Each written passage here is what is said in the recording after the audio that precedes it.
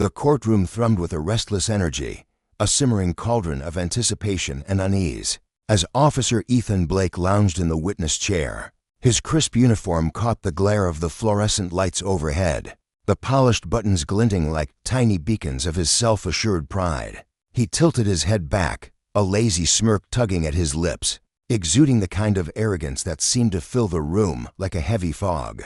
The air was thick with tension, every eye trained on him as he adjusted his posture, his broad shoulders squared as if he owned the space. "Your Honor," he drawled, his voice laced with a syrupy mockery that dripped like venom.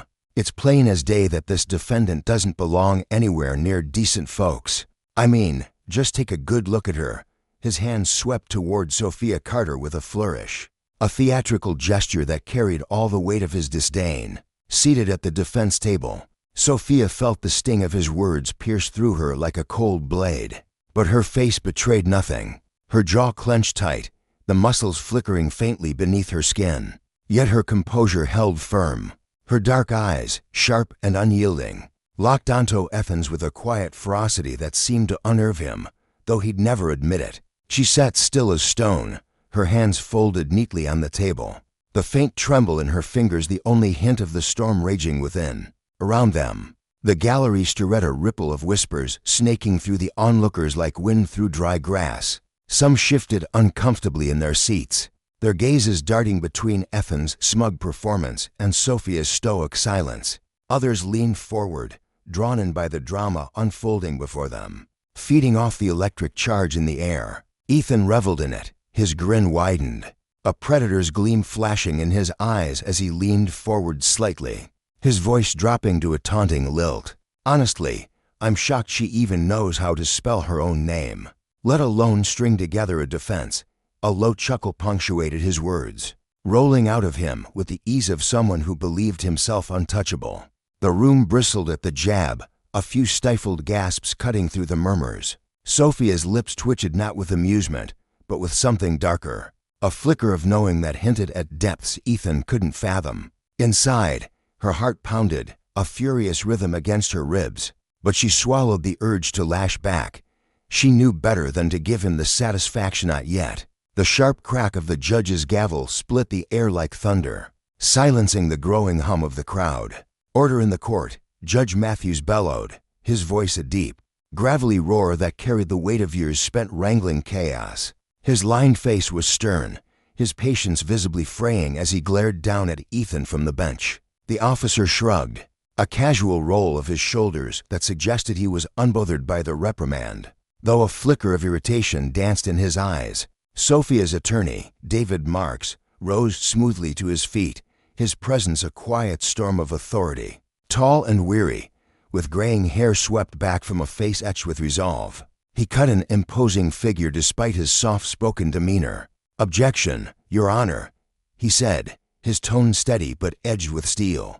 The witness is veering far beyond the scope of testimony and into blatant character assassination. Judge Matthews nodded curtly, his bushy brows knitting together, sustained. "Officer Blake, I strongly advise you to answer the questions put to you and keep your personal opinions to yourself." Ethan's smirk didn't fade entirely, but it tightened, a thin veneer over the frustration bubbling beneath. "Of course, Your Honor," he replied, his voice smooth as polished glass. "Just trying to offer the jury a little perspective, that's all." Before the judge could respond, a new voice sliced through the room, a sharp, skeptical edge that drew every head like a magnet. "Perspective," it questioned, ringing out from the back of the courtroom. All eyes turned to Marcus Hale, a weary reporter with a mop of unruly dark hair and a notepad clutched in his ink-stained hands. He stood defiant, his lean frame taut with purpose, his hazel eyes glinting with a mix of curiosity and challenge. "Officer Blake," he pressed, undeterred by the collective stare, "care to explain what kind of perspective you think is appropriate when you're mocking a defendant on the stand?" The room froze, a collective breath held in suspense. Even Judge Matthews paused, his gavel hovering midair, caught off guard by the interruption. Ethan's smirk faltered, his eyes narrowing into slits as he snapped, "Who the hell are you?" "Marcus Hale, Daily Herald," the reporter shot back, unflinching. I'm just wondering if you think ridiculing someone on trial is part of your job description." His words hung heavy, a dare wrapped in professionalism. The judge recovered quickly, slamming his gavel down with a force that echoed off the walls. "Mr. Hale, sit down. This is not your platform." But the damage was done. The air thickened, the tension coiling tighter as Ethan turned back to Sophia, a spark of annoyance flaring in his gaze. "Looks like you've got some fans in the press," he sneered, his voice low but cutting. "Too bad they won't be much help when this is all over." Sophia's silence broke at last, her voice calm but razor-sharp, slicing through his bravado. "Threats won't strengthen your testimony, Officer Blake." The words landed like a slap, and for a split second, Ethan's mask-slipped his jaw tightened, his confidence wavering under the weight of her unflappable resolve. He recovered quickly, leaning back with a forced nonchalance. "Not a threat, Miss Carter. Just a friendly heads-up." The gallery erupted into a chorus of murmurs, the unease swelling until Judge Matthews pounded his gavel again, his face flushed with exasperation. "One more outburst, and I'll clear this room." As the judge called for a brief recess, the courtroom began to empty, but the weight of the confrontation lingered like smoke after a fire. Sophia gathered her papers with deliberate care, her movements slow and measured, though her mind churned with a tempest of thoughts, anger, determination, and a quiet, burning certainty. Ethan brushed past her on his way out, his shoulder grazing hers just enough to send a message. "You're gonna regret stepping foot in here," he muttered, his breath hot against her ear. She didn't flinch, didn't turn, didn't dignify his taunt with a response. Her silence was her shield, her refusal to engage a promise of something greater to come.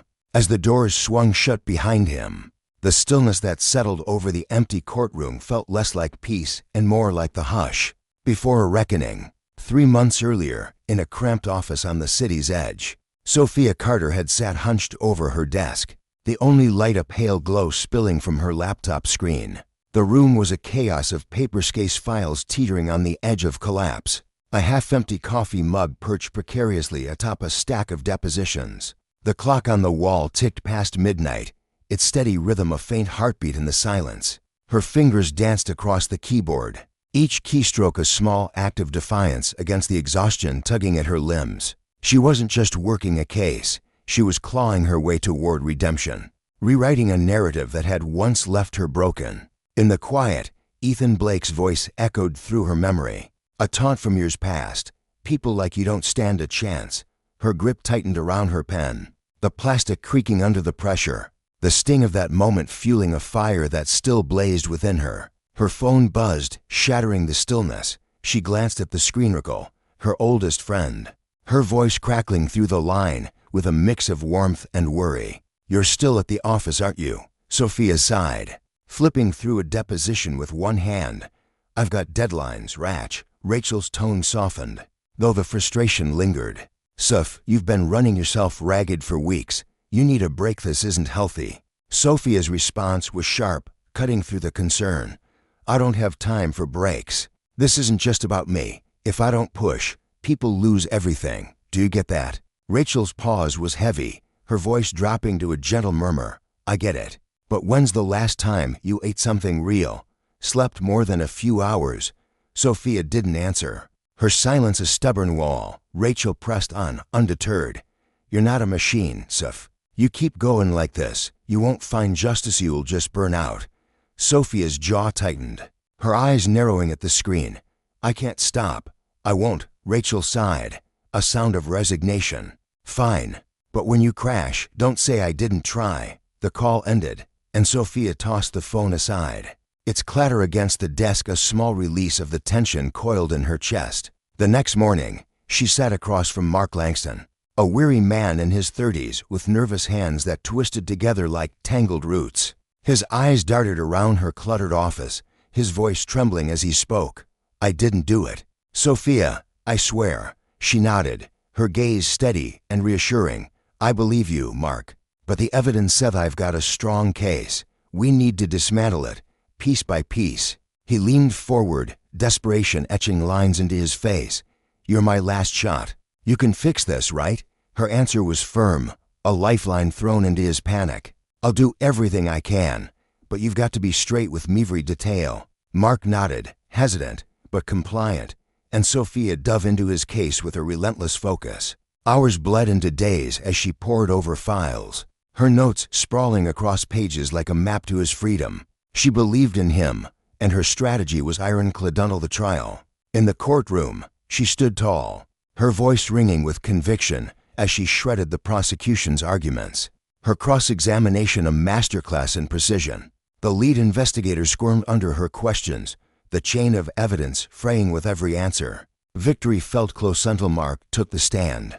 The opposing attorney unveiled a hidden email thread, a damning exchange between Mark and the alleged victim that Sophia hadn't seen. Her stomach dropped, a cold wave of betrayal washing over her as she hissed under her breath. "Did you know about this?" Mark's eyes slid away, guilt written in the slump of his shoulders. The jury watched, rapt, as her composure cracked. She fought to recover, to weave a new narrative.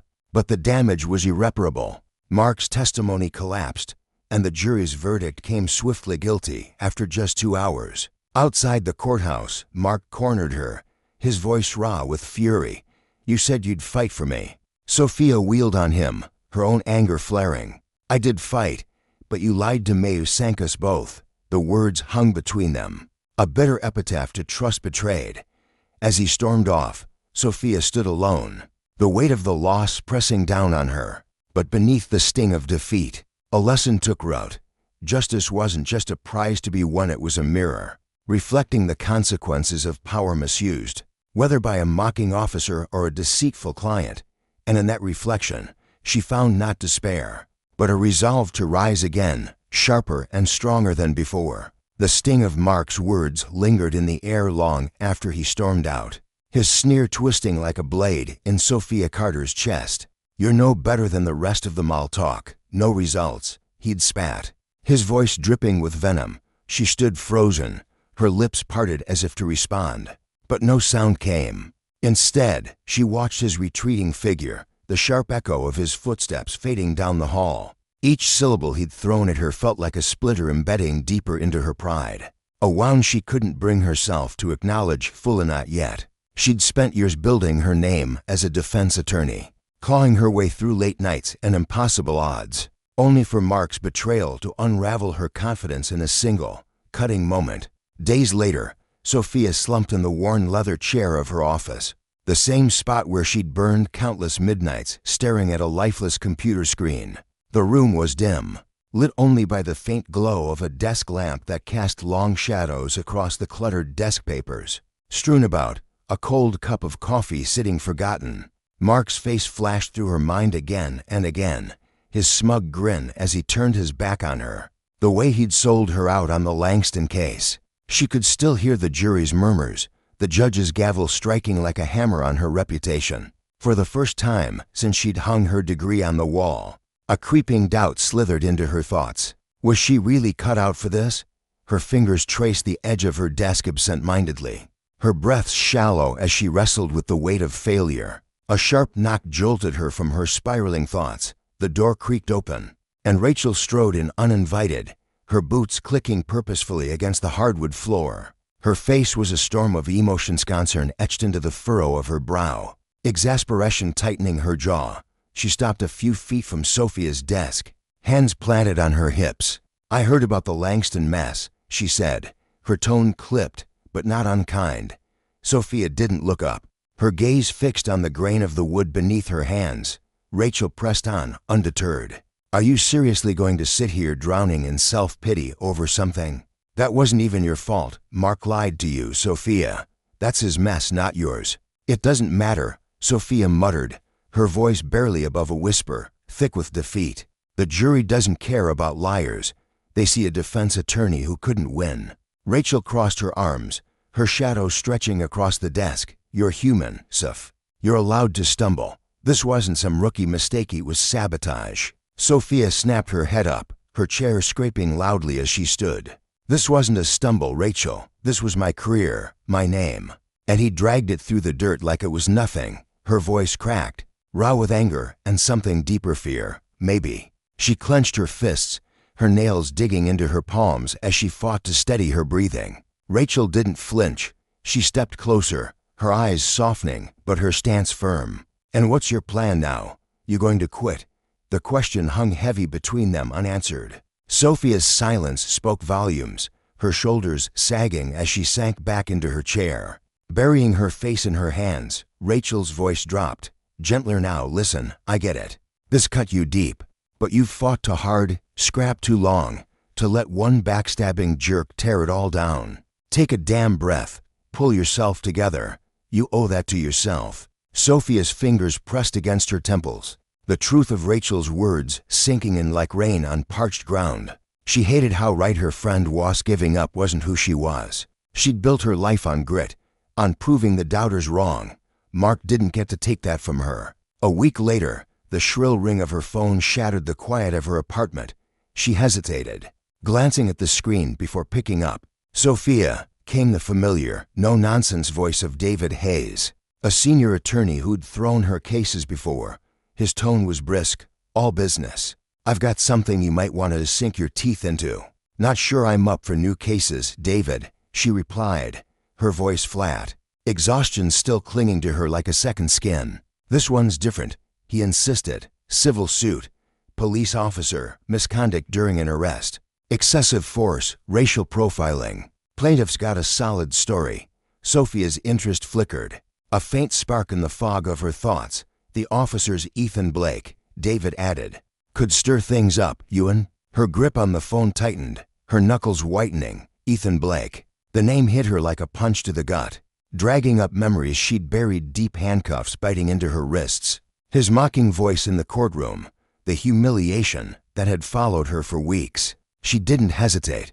"I'll take it," she said, her voice steady for the first time in days. Hanging up, a fire reignited in her chest, a purpose she hadn't felt since Mark's betrayal. This wasn't just a case. It was a reckoning, a chance to face the man who'd underestimated her and prove she could rise above the ashes he'd left her in. That night, Sophia spread the case files across her dining table, the papers spilling over the edges like a chaotic map of her redemption.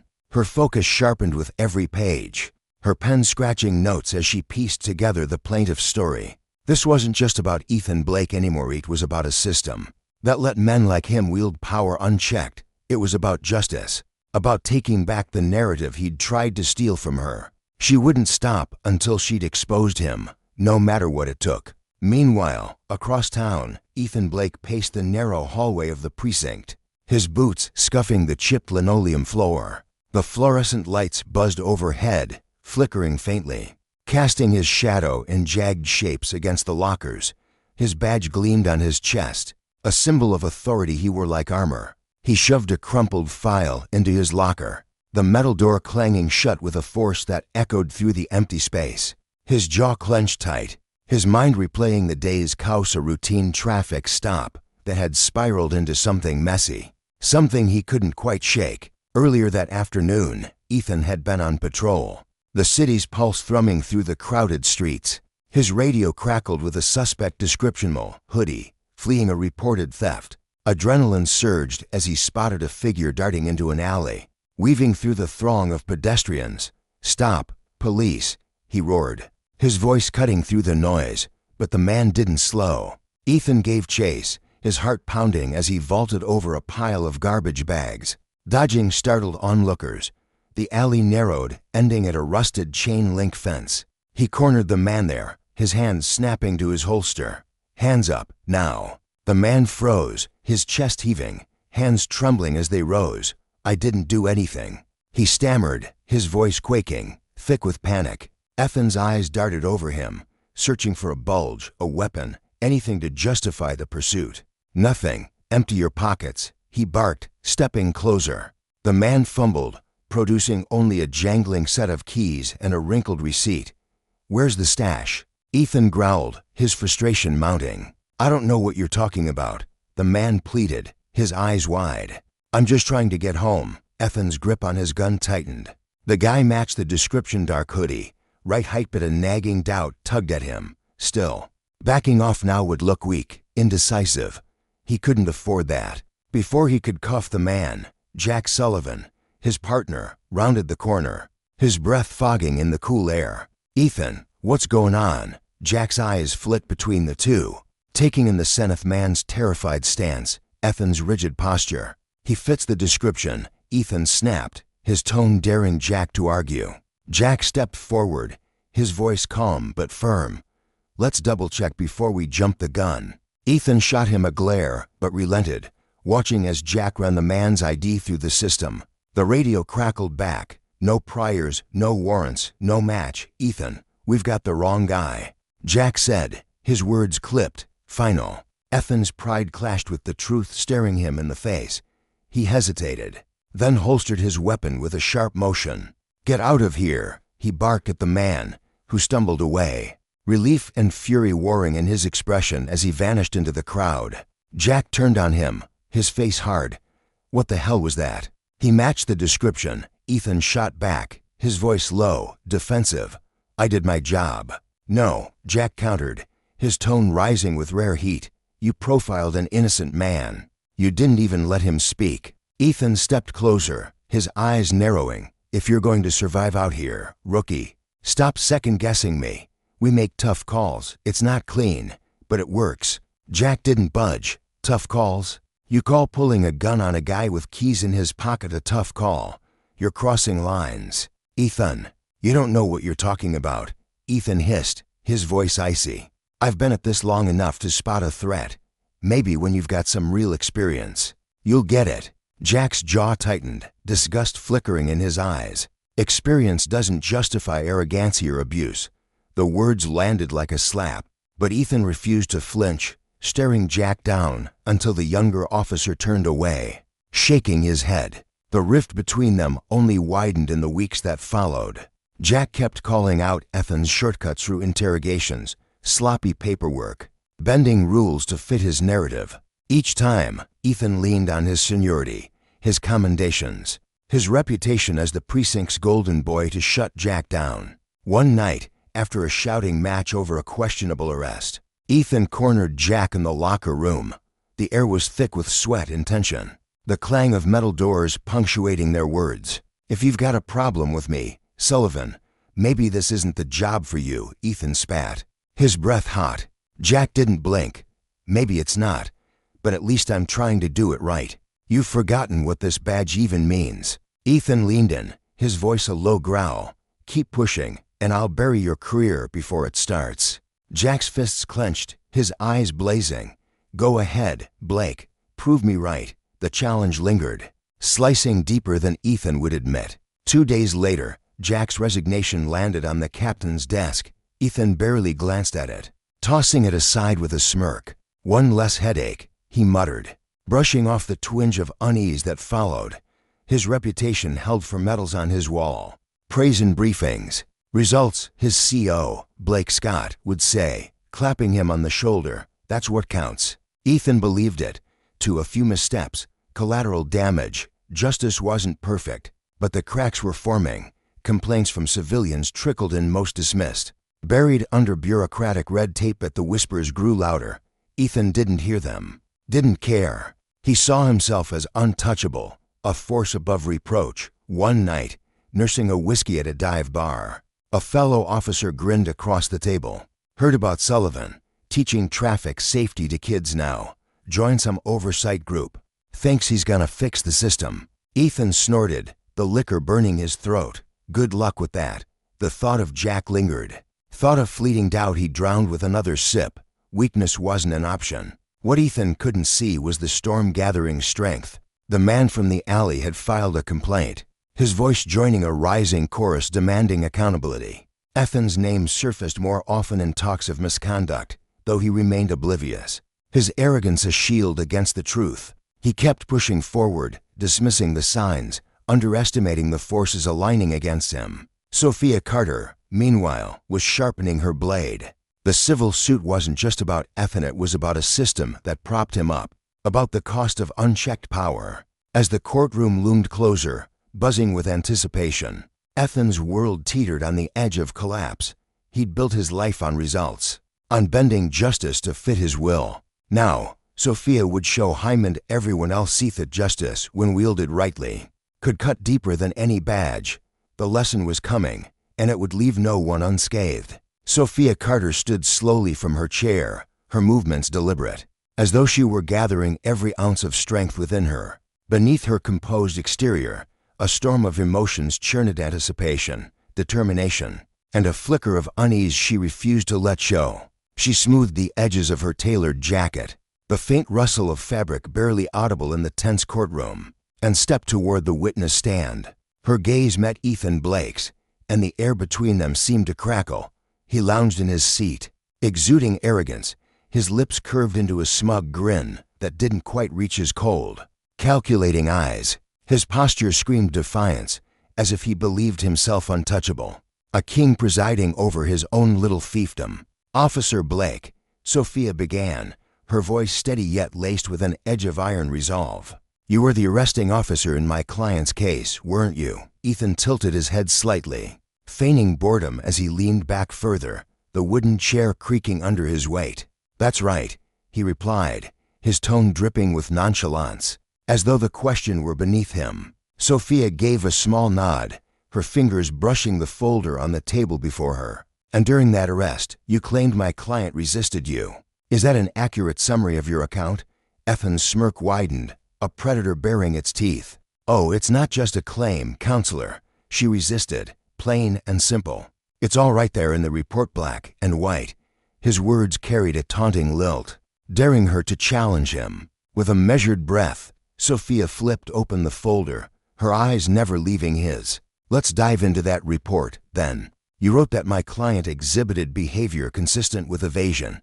Could you, in your own words, explain what that phrase means to you?" Ethan shrugged, his shoulders lifting lazily as though the effort of answering bored him. It's standard cop talk. She wouldn't cooperate, dodged my questions, dragged her feet when I gave her orders. That's evasion in my book. Sophia tilted her head ever so slightly, her voice sharpening like a blade honed for precision. "And by dragged her feet, you're referring to the moment she asked why she was being detained." "Correct." Bethan's jaw twitched, a faint crack in his mask of indifference. "She kept yammering on about it." "Yeah, even after I told her loud and clear what to do." His tone grew clipped, irritation seeping through. "So, asking for an explanation is now resistance?" Sophia pressed, her words cutting through the air like a whip. Ethan's eyes narrowed, his smirk faltering for a heartbeat before he regained his composure. "It's not that cut and dried."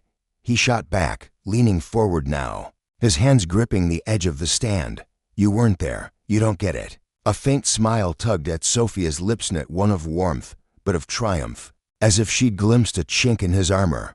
"Then let's simplify it," she said, her voice smooth yet unyielding. She lifted a crisp sheet of paper from her folder, holding it aloft like a banner. "This is the transcript from your body camera footage. It shows my client stepping out of her vehicle within 5 seconds of your command." 5 seconds. "Officer Blake, does that sound like evasion to you?" The courtroom stirred faintly, a ripple of whispers spreading through the gallery. Ethan leaned closer, his smirk resurfacing like a stubborn weed. "Maybe not on its own, but you're missing the bigger picture. You weren't in the thick of it." His voice carried a hint of bravado, but his knuckles whitened against the stand. Sophia's gaze remained locked on his, unwavering, a lighthouse in a storm. "That's precisely why we turn to evidence. Officer Blake, evidence that doesn't bend to fit your story." The murmurs in the gallery grew louder, a chorus of doubt swelling round them. Ethan's lawyer, Michael Grant, sprang to his feet, his chair scraping harshly against the floor. "Objection, Your Honor. Counsel is twisting my client's words to suit her agenda." His voice boomed, sharp with indignation. Judge Matthews raised a weathered hand, his expression stern yet weary, as though he'd seen this dance play out 100 times before. Sustained. "Mrs. Carter, keep it to the facts." Sophia dipped her head in acknowledgement, but her momentum didn't falter. "Of course, Your Honor," she replied smoothly, pivoting back to Ethan. "Let's talk about that bigger picture you mentioned. Your report states my client was stopped because she matched a suspect's description. In a theft case, could you describe that suspect for us?" Ethan hesitated, his eyes flickering for a fraction of a second of fleeting vulnerability. He quickly buried. "Female, mid-20s, dark jacket," he said curtly, his voice flat. Sophia arched an eyebrow, her tone laced with quiet disbelief. That's it. No height, no build, no distinguishing marks. She paused, letting the simplicity of his answer hang in the air like a threadbare excuse. Ethan shifted in his seat, his composure fraying at the edges. It was a fluid situation. He snapped. Things were moving fast. A fluid situation, Sophia echoed, her skepticism a heavy weight in the silence that followed. She reached for another document, her fingers deft and purposeful. This is the original suspect description from the initial report. It describes a woman, 5'12", with red hair and a forearm tattoo. My client, however, is 5'7", with dark hair and no tattoos. Care to explain how those dots connect, Officer Blake? Her question landed like a stone in still water, sending ripples of tension through the room. Ethan's smirk flickered, then faded, his mask slipping as irritation crept into his voice. Look, descriptions aren't always spot on when things get heated. I acted on what I had, but Sophia wasn't letting him off that easily. She stepped closer, her presence commanding, her words sharp and relentless. And yet, you were certain enough of that vague description to detain my client and charge her with resisting arrest. Ethan's hands clenched into fists, his cool exterior cracking further. I made a call based on what I knew. That's the job. Sophia seized on his words, her voice slicing through the courtroom's stillness. A judgment call. Tell me, Officer Blake, would you say your judgment is always fair and unbiased? Ethan straightened abruptly, his tone turning defensive, a cornered animal baring its teeth. Of course it is, but Sophia didn't relent. She paused, letting the weight of his claim settle over the room, before striking again. Were you unbiased when you told my client, in the patrol car? People like you don't know when to stop pushing your luck. The courtroom erupted in gasps and murmurs, a wave of shock rolling through the gallery. Ethan froze, his smirk vanishing entirely, replaced by a hard, unreadable mask. Michael Grant leapt up again, his face flushed with frustration. Objection, Your Honor. Counsel is tossing around unverified statements, like they're fact. Sophia turned to the judge, her posture unshaken. Your Honor, this is directly supported by the body cam footage already submitted to the court. Judge Matthews silenced the room with a single gesture, his stern gaze sweeping over the chaos. Overruled. Continue, Mrs. Carter. Facing Ethan once more, Sophia's voice remained steady, a calm force amid the storm. Would you care to explain what you meant by people like you? Ethan's jaw tightened, his confidence crumbling under her unrelenting scrutiny. It's being twisted, he muttered, his voice low and strained. That's not how it was. Then enlighten us, Sophia said, her arms opening slightly as if inviting him to dig himself out of the hole. Give us the context. Ethan faltered, his usual swagger deserting him. I don't remember the exact details, he admitted, his words stumbling awkwardly into the silence. Sophia nodded slowly, her eyes piercing through him. Convenient, she said, her tone dry as dust. Michael Grant cut in again, his voice sharp with exasperation. Your Honor, this is argumentative. Judge Matthews sighed, rubbing his temple. Sustained. Move on. Mrs. Carter. Sophia relented, but only just. She turned to the jury, her expression one of quiet certainty, her voice carrying the weight of truth. No further questions, Your Honor. Ethan slumped back in his seat, his hands clasped tightly in his lap, frustration simmering beneath his forced calm. During the recess, the hallway outside the courtroom buzzed with muted conversations. Ethan strode toward Sophia, his boots thudding against the polished floor. You've got guts, Carter, he said, his voice thick with mockery. Though his eyes betrayed a flicker of unease, Sophia didn't slow her pace, her heels clicking with purpose. I've got facts, she replied coolly, her words a dagger aimed at his pride. He stepped into her path, forcing her to stop, and lowered his voice to a growl. You think you're gonna bring me down? Good luck. I've been playing this game longer than you've been breathing. Sophia met his stare, unflinching, her resolve a steel wall. That's your weakness, Blake. You've been at it so long you think the rules don't apply to you. His smirk returned, but it was brittle, tinged with doubt. We'll see, he muttered, stepping aside. Sophia brushed past him, her shoulders squared, her determination burning brighter than ever. The encounter lingered in her mind as she re-entered the courtroom, a stark reminder of the stakes and the lesson at its core: power, unchecked, breeds arrogance, and justice demands accountability. The afternoon session roared back to life, with Michael Grant launching into a fiery defense. He paced before the jury, his gestures wide and theatrical, his voice booming with indignation. "This so-called evidence," he declared, jabbing a finger towards Sophia's table, "is nothing but a cherry-picked smear campaign, designed to paint my client as some cartoon villain." The jury shifted in their seats, their eyes darting between the two attorneys. Sophia rose, her presence a quiet counterpoint to Grant's bluster. "The footage is unedited, time-stamped, and matches my client's account perfectly," she said, her voice cutting through the noise like a honed blade. "If it paints Officer Blake as anything, it's an honest reflection of his actions that day." The two locked horns, their exchanges escalating into a verbal duel, each word a spark igniting the tension in the room. The jury leaned forward, captivated, as Judge Matthews finally slammed his gavel, the sharp crack silencing the fray. "Enough, you've both had your say. Let's move on." The session closed with an uneasy hush settling over the courtroom. Ethan's confidence, once a towering fortress, now showed visible cracks, while Sophia's resolve stood unshaken, a beacon of clarity amid the storm. As she rose again, her voice rang out, steady and sure. "Your Honor, the plaintiff calls Daniel Reed to the stand." The gallery fell silent as Daniel approached, a young man in his late 20s with a weary frame and cautious steps. His shoulders hunched slightly, as though he carried an invisible burden, and his eyes darted nervously around the room before settling on Sophia. She offered him a small, encouraging nod, a lifeline in the sea of scrutiny. He took his seat, drawing a shaky breath, his fingers twisting together in his lap. "Mr. Reed," Sophia began, her tone gentle yet firm, "could you tell the court about your encounter with Officer Ethan Blake?" Daniel's voice emerged soft but clear, trembling at the edges.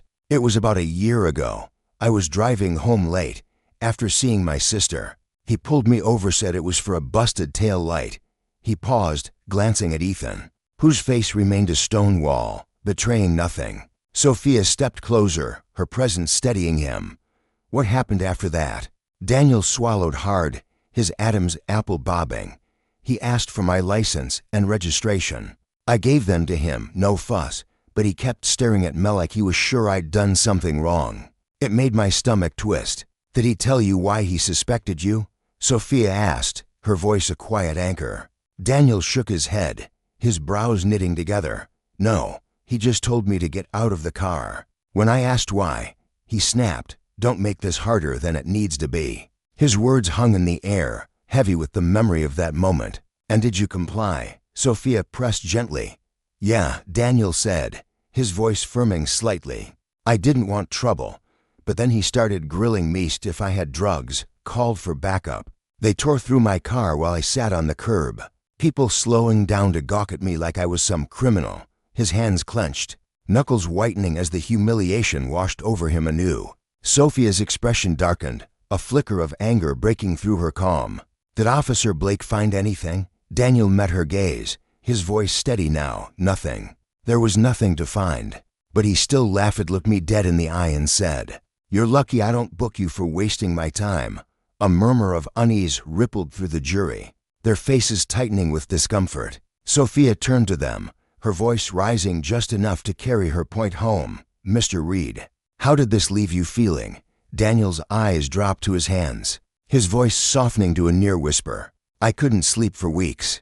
Every time I see a cop car now, my chest locks up like I'm back there, helpless." His words lingered, a raw testament to the cost of unchecked power, and Sophia let them sink in, a silent plea to the jury for justice. In that moment, the courtroom wasn't just a stage for legal sparring, it was a crucible, forging a lesson as old as time. Those who wield authority must answer for it, or the innocent pay the price. The air in the courtroom hung heavy, thick with unspoken accusations, and the faint hum of tension that seemed to vibrate off the polished wooden walls. Daniel Reed sat in the witness stand, his shoulders hunched slightly, his fingers fidgeting with the edge of his sleeve. He hadn't done anything wrong, not really. Not in his mind, but the way Officer Ethan Blake had loomed over him during that traffic stop months ago still gnawed at his nerves. The memory of Blake's cold, unyielding stare and the way he'd barked orders like Daniel was some hardened criminal instead of a guy late for work replayed endlessly in his head.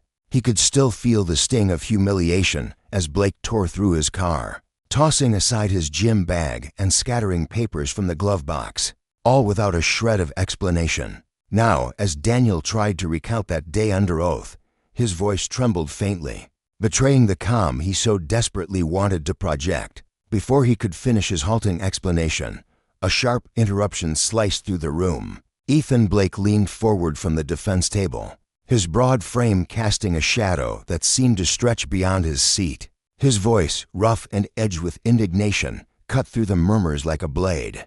"That's not how it went down, and you know it."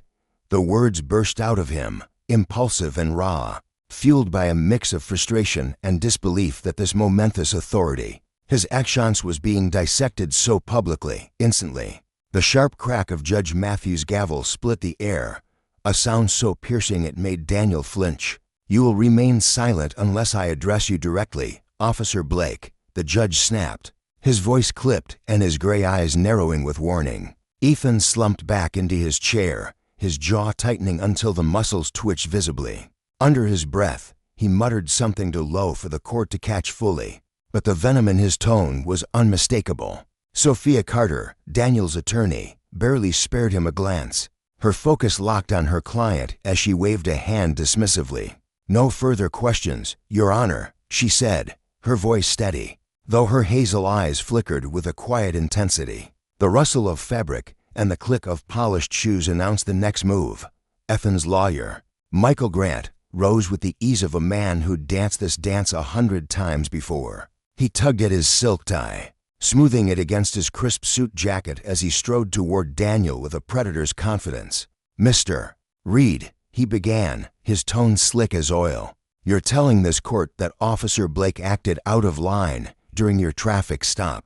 But let's be honest, Harrier record isn't exactly spotless, is it?"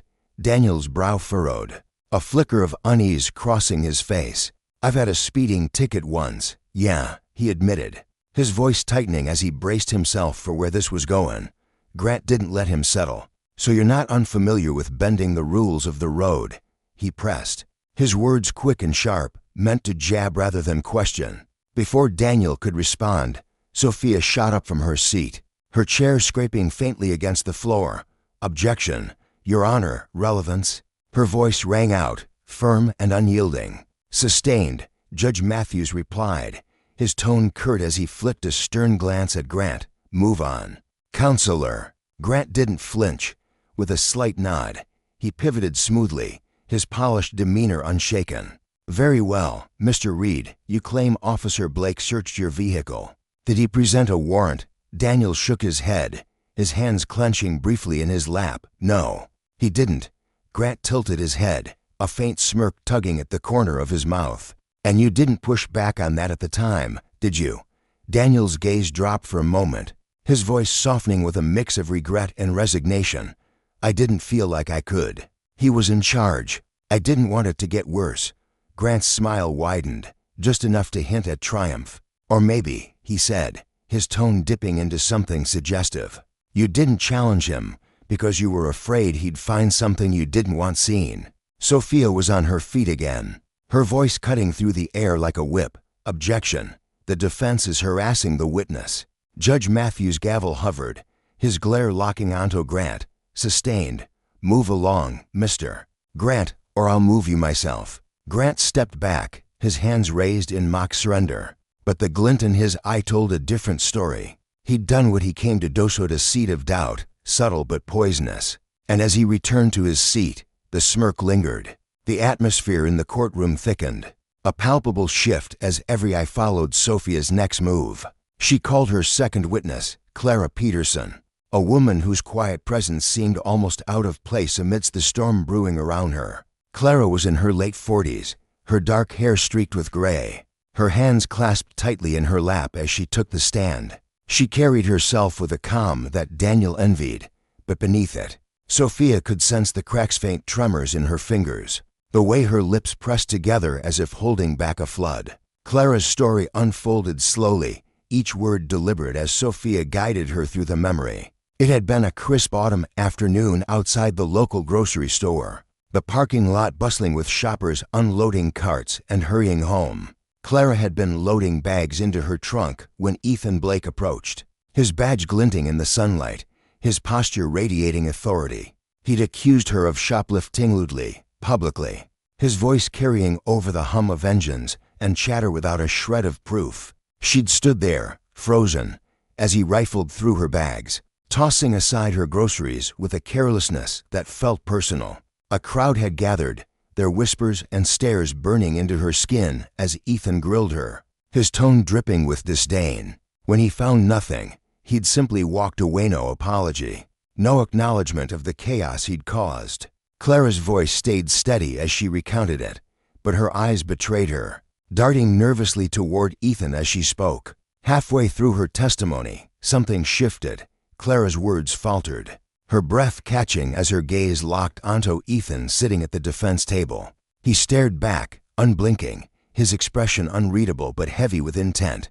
She froze, her hands trembling visibly now, and the courtroom seemed to hold its breath. Sophia stepped closer, her voice softening with concern.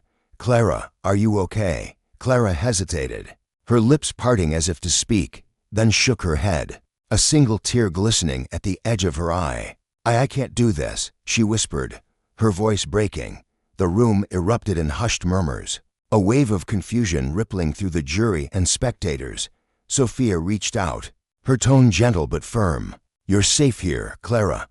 Whatever's going through your mind, you can tell us." But Clara shook her head again, tears spilling freely now. "I'm sorry, I can't," she choked out, shoving her chair back with a harsh scrape and bolting from the stand. Her footsteps echoed as she fled, leaving a stunned silence in her wake. Sophia's fists tightened at her sides, her nails digging into her palms as she turned to the judge, her composure barely holding. "Your Honor, I request a brief recess." Judge Matthews nodded, his gavel striking once more. Granted. The courtroom emptied slowly, the buzz of speculation following the crowd into the halls. Sophia didn't waste a moment. She hurried after Clara, catching her just outside in the corridor. "Clara, wait," she called, her voice softer now, laced with worry. Clara turned, her face streaked with tears, her hands trembling as she clutched her coat. "I can't do it, Sophia," she sobbed. "This morning, someone left a note on my car. It said, 'Stay silent if you know what's good for you.'" Sophia's stomach dropped, a cold dread settling in her chest. "Why didn't you tell me?" she asked, stepping closer. Clara's voice was barely a whisper, fragile and frayed. "I thought I could push through it, but seeing him there, staring at me, I can't." Sophia placed a hand on Clara's shoulder, her touch steady despite the storm raging inside her. "You're not alone in this, Clara. I'll make sure whoever threatened you answers for it. But your testimony's vital. It shows what he's capable of." Clara's eyes searched Sophia's, desperate for reassurance, but she shook her head again, her resolve crumbling. "I'm sorry, Sophia.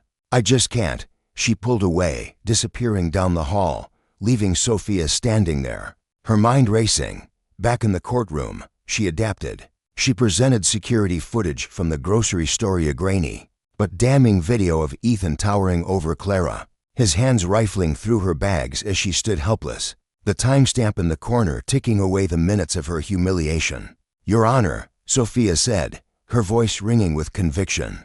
"This footage backs Clara Peterson's account and exposes a clear pattern. Officer Blake targets people without cause, wielding his authority like a weapon to intimidate and degrade." Ethan's expression darkened, his fingers curling into fists on the table as he shot a glance at Grant. The lawyer rose swiftly, his voice smooth but insistent. "Your Honor, this video lacks audio and context. For all we know, Officer Blake was adhering to protocol." Sophia didn't hesitate, her rebuttal sharp and immediate. "Protocol doesn't justify baseless accusations or public shaming. The footage stands on its own. Judge Matthews allowed it, and the jury's face furrowed. Others wide-eyed reveled the weight of what they'd seen. As the session closed, Ethan's frustration erupted. "This is a damn witch hunt," he hissed, loud enough for the jury to catch every syllable. The gavel slammed down. Judge Matthews' voice booming. "Officer Blake, one more outburst, and you'll be in contempt." Ethan clamped his mouth shut. But the damage was done. His outburst only deepened the cracks in his carefully crafted image. At the defense table, Ethan sat rigid, his eyes boring into Sophia as she gathered her notes. Something about her had been gnawing at him since the trial began. Her poise, the way she wielded her questions like a scalpel, the quiet fire in her gaze. It tugged at a memory he couldn't quite place, a nagging itch that grew sharper with every passing day. Then, as she turned to leave, it hit him like a punch to the gut. The courtroom seemed to dim, the lights flickering in his mind as the past rushed back. A year ago, he'd pulled over a young woman during a routine stopper, so he'd called it. She'd been sharp-tongued, unafraid to question his every move, her defiance grating against his need for control. He'd shut her down hard, his smirk dripping with condescension as he'd said, "People like you always think you're smarter than you are." He'd dragged her into court, made a spectacle of her, relishing the power he held. That woman that nobody he'd dismissed was Sophia Carter. And now, she stood before him, no longer the powerless figure he'd mocked, but a force unraveling his world thread by thread. When the recess was called, Ethan couldn't hold back. He intercepted her in the corridor, his boots thudding against the tile as he closed the distance. "Carter," he barked, his voice rough with a mix of bravado and unease. Sophia stopped, turning slowly, her face a mask of calm that barely concealed the fury simmering in her eyes. "What do you want, Blake?" she asked, her tone even but laced with steel. He faltered for a heartbeat, her stare stripping away his usual swagger. "I didn't put it together until now. Well, you were," he said, the words tumbling out awkwardly. She raised an eyebrow, unimpressed. "And that's supposed to mean something to me," Ethan pressed on, his voice dropping defensively. "I mean, I didn't connect it. You were just another face in the system." Sophia crossed her arms, her posture unyielding. "Is that your defense, that I was just another name you could step on?" He stepped closer, lowering his voice as if it could soften the blow. "Look, I get it, you were pissed. But digging up old grudges won't change what happened." Her composure cracked, just for a moment, her voice rising with a raw edge. "Digging up grudges, you humiliated me in court, branded me a criminal for no reason, and laughed about it. And now you're acting like I'm the one overreacting." Ethan's jaw clenched, his denial quick. "I didn't laugh, you did," she shot back, cutting him off, her words slicing through his protest. "You made it crystal clear that people like Mayor words didn't matter to you." The hallway fell silent, the air between them electric with unresolved rage. Ethan broke eye contact first, his confidence crumbling. "This isn't going to get you what you want," he muttered, almost to himself. Sophia's voice steadied, each word deliberate. "And what do you think I want, Blake?" His frustration flared. "To ruin me, to tear me apart." A faint, bitter smile curved her lips. "You're wrong. I don't need to ruin you. You've already done that yourself." Back at the defense table, Ethan's mind churned, a storm of doubt and guilt he couldn't shake. For the first time in years, he felt the ground shift beneath him, his certainty eroding. The image of Sophia as the defiant woman he'd crushed collided with the reality of her no-poised, relentless, peeling back his defenses layer by layer. Guilt, a sensation he'd long buried, clawed its way into his chest, unfamiliar and unwelcome. That night, Sophia sat alone in her office, the glow of her desk lamp casting long shadows across the room. She pored over her notes, the day's confrontation with Ethan replaying in her mind, stoking the fire that drove her forward. A knock at the door jolted her from her thoughts. Jenna, her paralegal, stepped in, a stack of papers clutched in her arms. "You'll want to see this," she said, dropping the files onto the desk with a thud. Sophia flipped through them, her brow furrowing. "What am I looking at?" Jenna leaned in, her voice low but urgent. "Internal emails from the precinct. It's not a smoking gun, but it shows Blake's been tight with the precinct captain for years, golfing trips, favors, the works." Sophia's eyes narrowed, a new thread of suspicion weaving into her strategy. "You're saying he's got pull to sway this case?" Jenna nodded. "It's possible. At the very least, it's a lead worth chasing." Sophia closed the file, leaning back in her chair. her resolve hardening. Justice wasn't just about exposing Blake's abuse, it was about dismantling the web of power that shielded him, a lesson in consequences he'd never forget. Sophia Carter perched on the edge of her chair, her fingers drumming a silent rhythm against the armrest as the weight of the trial settled over her like a heavy fog.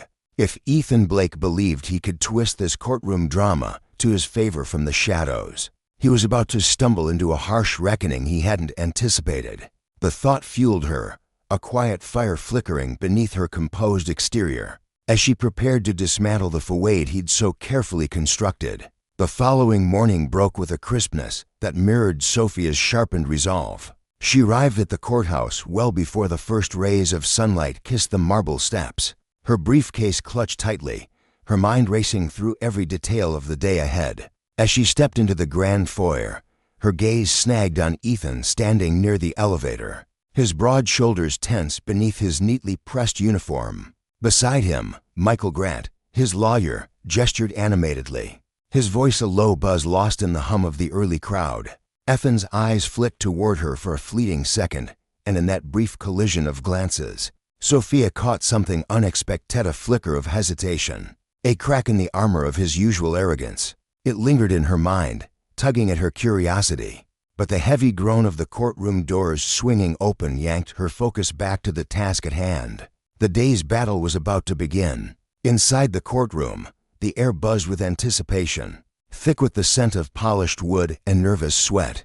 As the session unfolded, Sophia launched into her cross-examination of Ethan's character witnesses with a precision that bordered on surgical. Each question was a carefully aimed strike, peeling back layers of rehearsed testimony to reveal the rot beneath. She zeroed in on their contradictions, and witness stumbled over dates. Another faltered when pressed on specifics exposing how their allegiance to Ethan skewed their version of the truth. She painted a vivid picture for the jury. These weren't impartial voices, but pawns in Ethan's game, their loyalty a shield for his misdeeds. From his seat, Ethan watched in stony silence, his jaw tight, his fingers twitching against the table. The swagger that once defined him had evaporated, replaced by a creeping unease that seemed to coil tighter with every word Sophia spoke.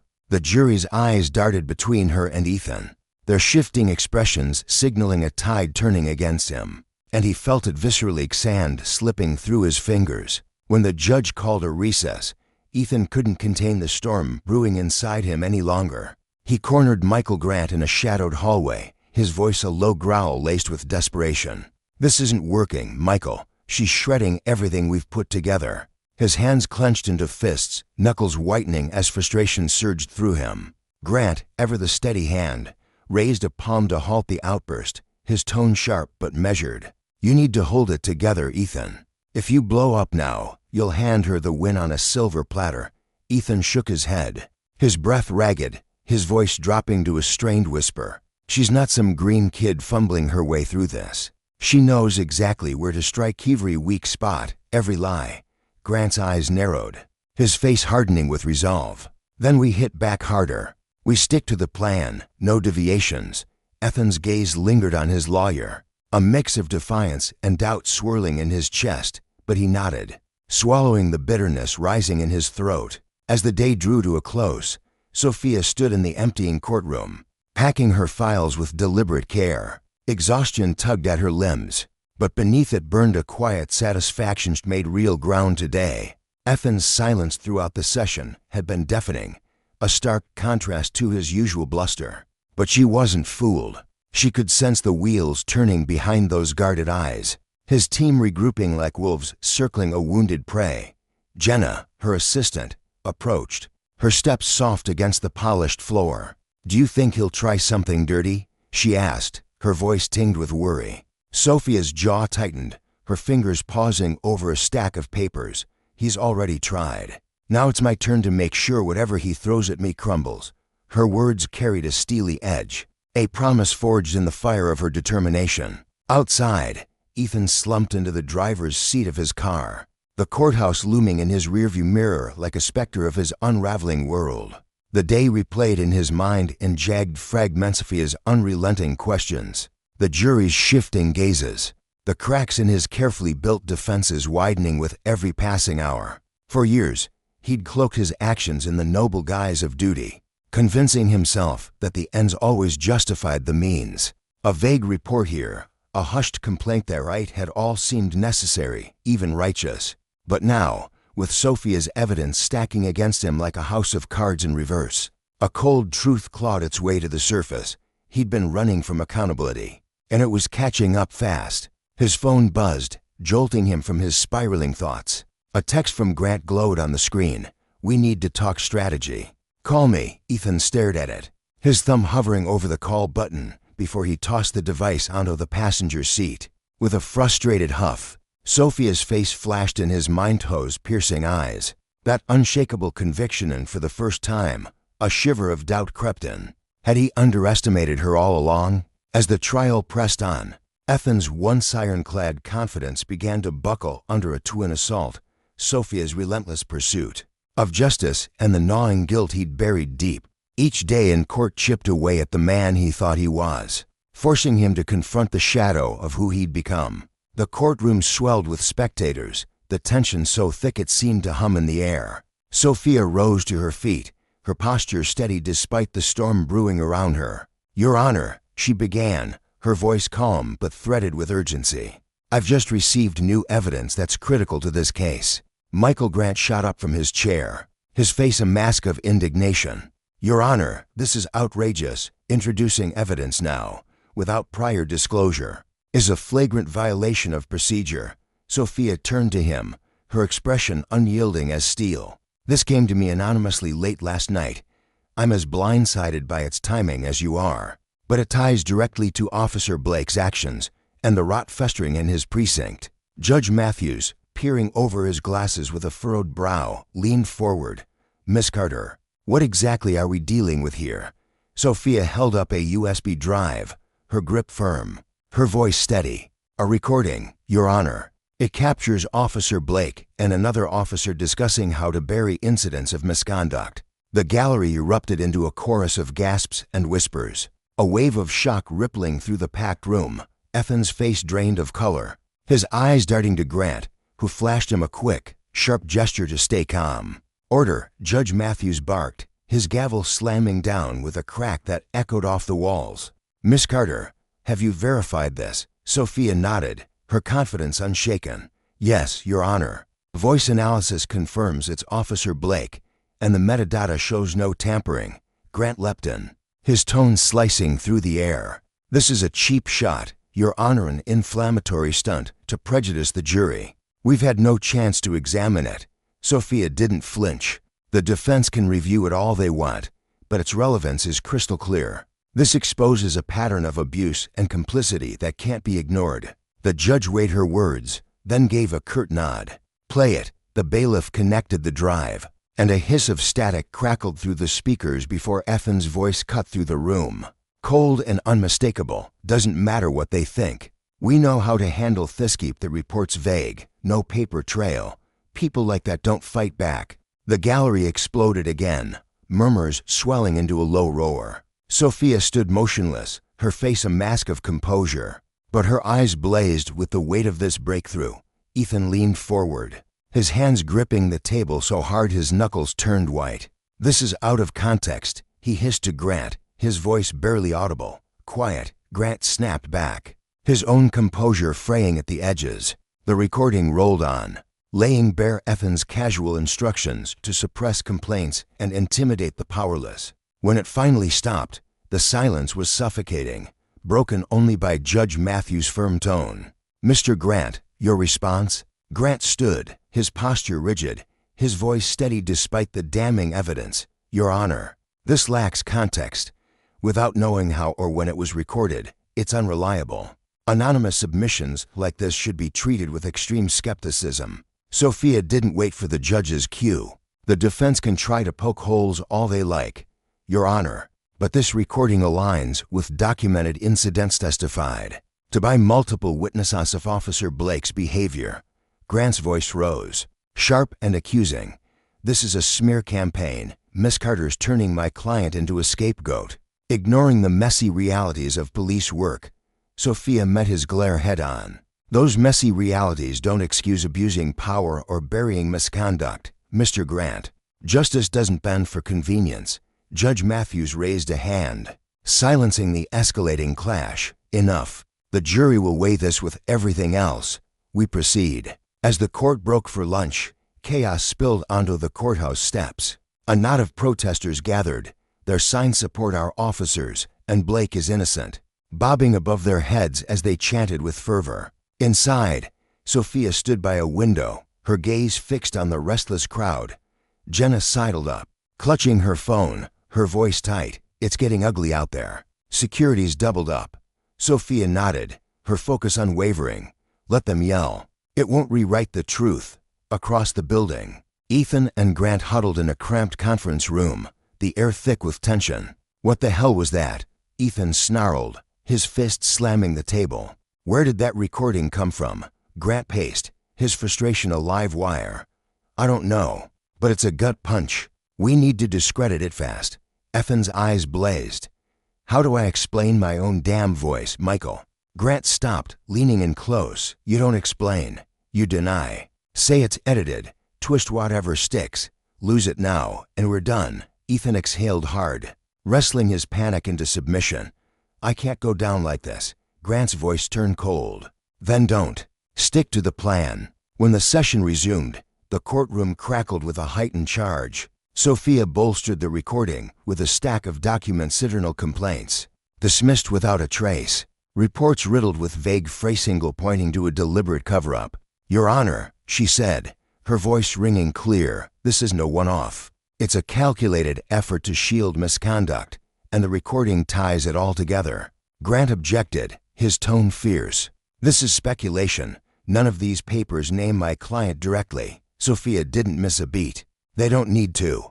The pattern screams louder than any single name.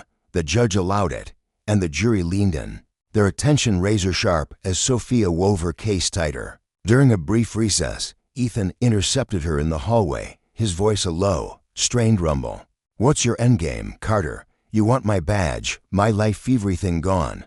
Sophia turned to face him, her expression unreadable, her silence heavy with intent. Inside, her mind churned not with vengeance, but with a fierce clarity. Justice wasn't about destroying him. It was about exposing the truth and the consequences of his choices. Ethan's fall would be his own doing, a lesson in the ruin that follows when power is wielded without accountability. She held his gaze, letting the unspoken weight of that truth settle between them, before turning away to prepare for the next round. The fight was far from over, but the scales were tipping and they both knew it. The air in the courtroom hung heavy, a suffocating shroud woven from years of unspoken resentment and the bitter taste of betrayal. Ethan Blake sat hunched at the defense table, his broad shoulders slumped beneath the weight of a career that had once been his pride, but now felt like a noose tightening around his neck. His knuckles whitened as his fists clenched at his sides, the tension radiating from him like heat off asphalt in the summer sun. Across the room, Sophia Carter stood poised, her sharp eyes glinting with a fire that had been stoked by every injustice. She'd witnessed Ethan commit. You don't know what it's like out there, Ethan snapped, his voice rough and jagged, cutting through the stillness like a blade. You sit behind your desk, safe and smug, passing judgment on what we face on the streets. You've never had to make the calls I've made. Sophia didn't flinch, her lips curled into a faint, steely smile as she shot back. And you hide behind that badge like it's a crown, Ethan. You wield it to prop up your ego, not to serve anyone but yourself. The words landed like a slap, and the room seemed to shrink under the pressure of their clash. A collision of ideals that had been simmering for far too long. Ethan's jaw tightened, his cold stare locking with hers. This isn't over, he said, his tone low and dangerous, a promise wrapped in ice. Sophia's gaze didn't waver, her voice steady as she replied, No, it's not, but it will be soon. The day had ended hours ago, but the echo of a damning recording still reverberated in the minds of everyone who'd heard it, a raw, unfiltered glimpse into Ethan's world that had turned the trial on its head. For the jury, it was more than evidence. It was a window into the soul of a man who'd spent years dodging the consequences of his actions. As the trial stretched on, each new piece of testimony and every scrap of evidence piled up like bricks in a wall, closing in around him. Effen's defense team flailed, their polished arguments crumbling under the weight of the truth. Once a mere shadow of doubt, the reality of his abuses of power now loomed undeniable, a specter he could no longer outrun. In a small, sterile conference room adjacent to the courtroom, Ethan sat alone with his hands clasped so tightly his fingers ached. The faint hum of voices seeped through the thin walls, a constant reminder of the chaos waiting beyond the door. His lawyer, Michael Grant, leaned across the table, his sharp features taut with urgency. "You don't need to do this, Ethan," Michael said, his voice firm but edged with exasperation. "Taking the stand is a gamble we can't afford. We can poke holes in the recording, question its context, cast enough doubt to muddy the waters and get you out of this." Ethan shook his head slowly, his throat dry as he rasped, "It's not going away, Michael. I've been pretending for too long, and it's eating me alive." Michael's expression hardened, his patience fraying. "You don't owe anyone a confession. Do you have any idea what this will do to you? Your career, your life vital all be ashes." Ethan lifted his gaze, meeting Michael's eyes with a quiet intensity that hadn't been there before. "My life," he murmured. "What about theirs? What about Daniel Reed, Clara Peterson, every single person I crushed under my boot because I thought the rules didn't apply to me?" Michael leaned back, crossing his arms, his frustration boiling over. "This isn't about them anymore, Ethan. This is about you surviving this mess." Effen's jaw clenched, a flicker of defiance sparking in his chest.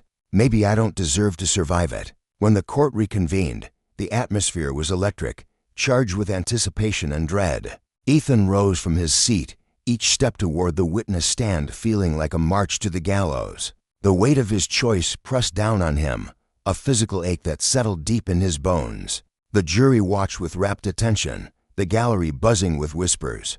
But it was Sophia's steady gaze that pierced him most. She stood near the prosecution table, her posture unshakable, though a faint flicker of surprise crossed her face as he took the oath and settled into the chair. Michael approached first, his voice smooth and measured.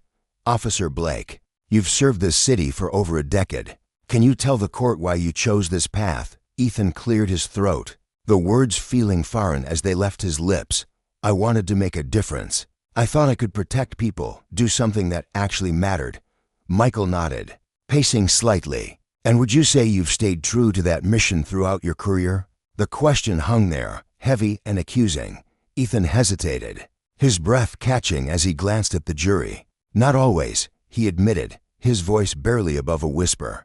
A ripple of murmurs spread through the room, and Michael's composure slipped for a fraction of a second before he pressed on. "What do you mean by that, Officer Blake?" Effen's eyes darted to Sophia, then back to the jury, his resolve hardening. "I've made mistakes, big ones. I let the power get to me. I stopped seeing people as human beings and started treating them like obstacles to control." Sophia didn't waste a moment. "Permission to cross, Your Honor," she called, her voice ringing clear and sharp.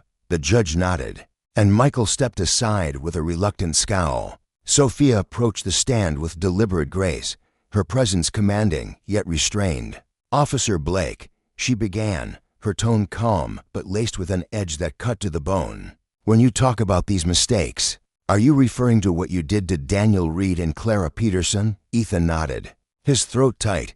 "Yes." Sophia's eyes narrowed slightly, her words precise. "Let's be clear, these weren't minor slip-ups, were they? You targeted them, humiliated them, used your authority to break them down. Isn't that right?" Effen's shoulders sagged, the shame washing over him like a tide.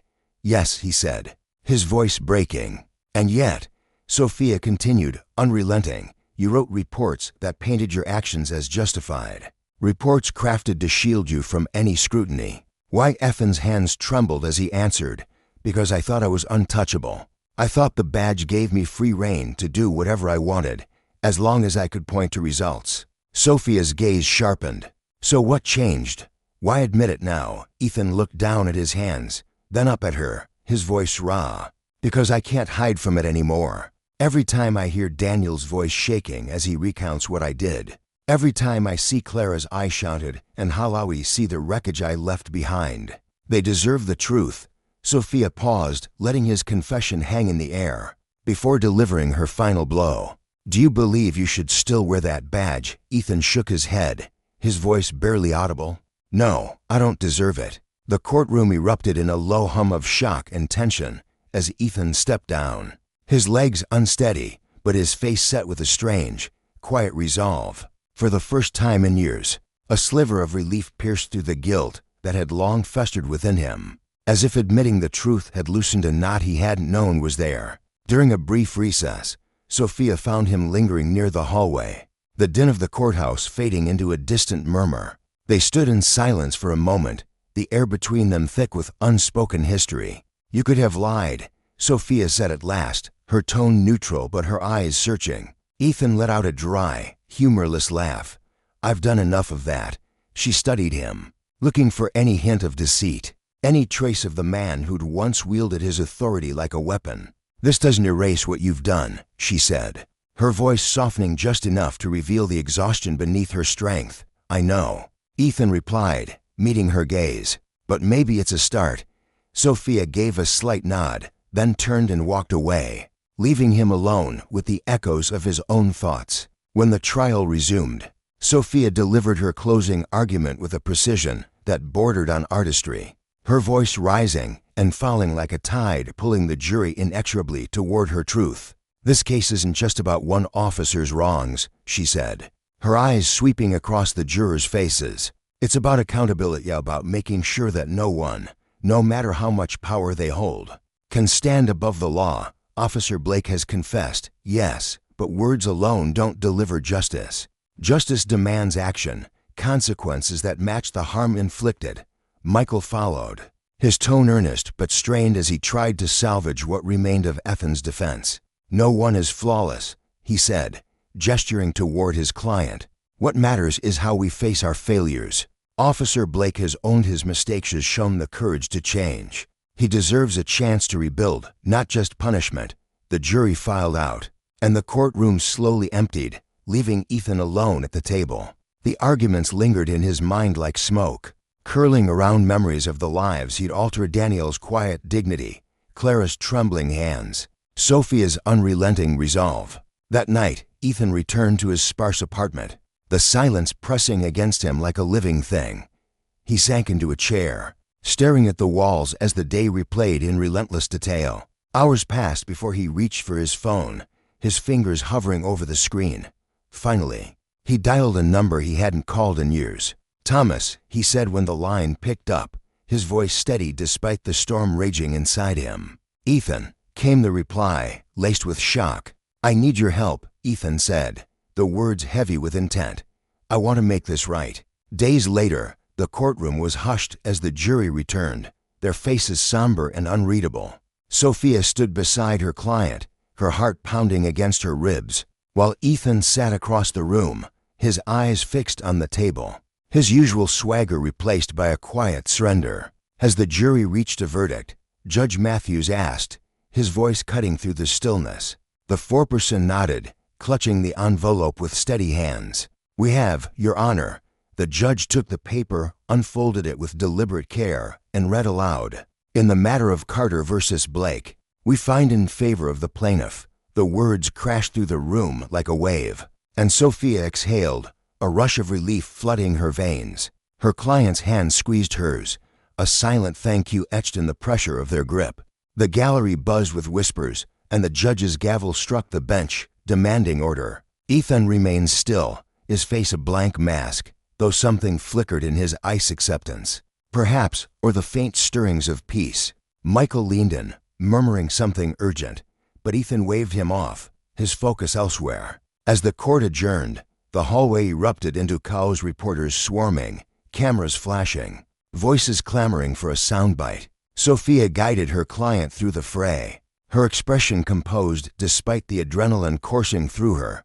"Ms. Carter, how does this victory feel?" one journalist shouted. "Will this change how misconduct cases are handled?" another pressed. She paused just outside the towering courthouse doors, turning to face the crowd with a calm that belied the fire within her. "This was never about me," she said, her voice steady and clear. "It was about holding power to account. Today, justice prevailed, but it's only one step. There's still a long road ahead. The questions kept coming, but she raised a hand, excusing herself with a polite nod before slipping away, leaving the weight of the day behind her. For Ethan, the verdict was more than a loss, it was a mirror, reflecting the cost of his arrogance and the lives he'd scarred. Justice, he realized, wasn't just a word. It was a force, relentless and impartial, that demanded reckoning. And as he sat in the fading light of his apartment that night, he understood that the consequences of his abuse of power would ripple far beyond the courtroom, a lesson carved into the very marrow of his being. Ethan stepped out from the courthouse into the blinding glare of the spotlight, the beams slicing through the late afternoon air like knives. He moved as fast as his legs would carry him, his boots thudding against the stone steps, desperate to escape the suffocating scrutiny. Moments later, he emerged into the chaos of flashing cameras and shouting voices, flanked by Grant, his steadfast friend, and a pair of stern-faced court security officers, whose presence felt more like a cage than protection. The swarm of reporters pivoted toward him, their questions cutting through the humid air with relentless precision. "Officer Blake, what's your reaction to the verdict?" One barked. "Do you regret what you've done?" Another pressed, her tone dripping with accusation. Ethan kept his gaze fixed ahead, his face a mask of stone, refusing to let the barrage crack his composure. But then, a single voice rose above the din, sharp and piercing. "Do you think you deserve redemption?"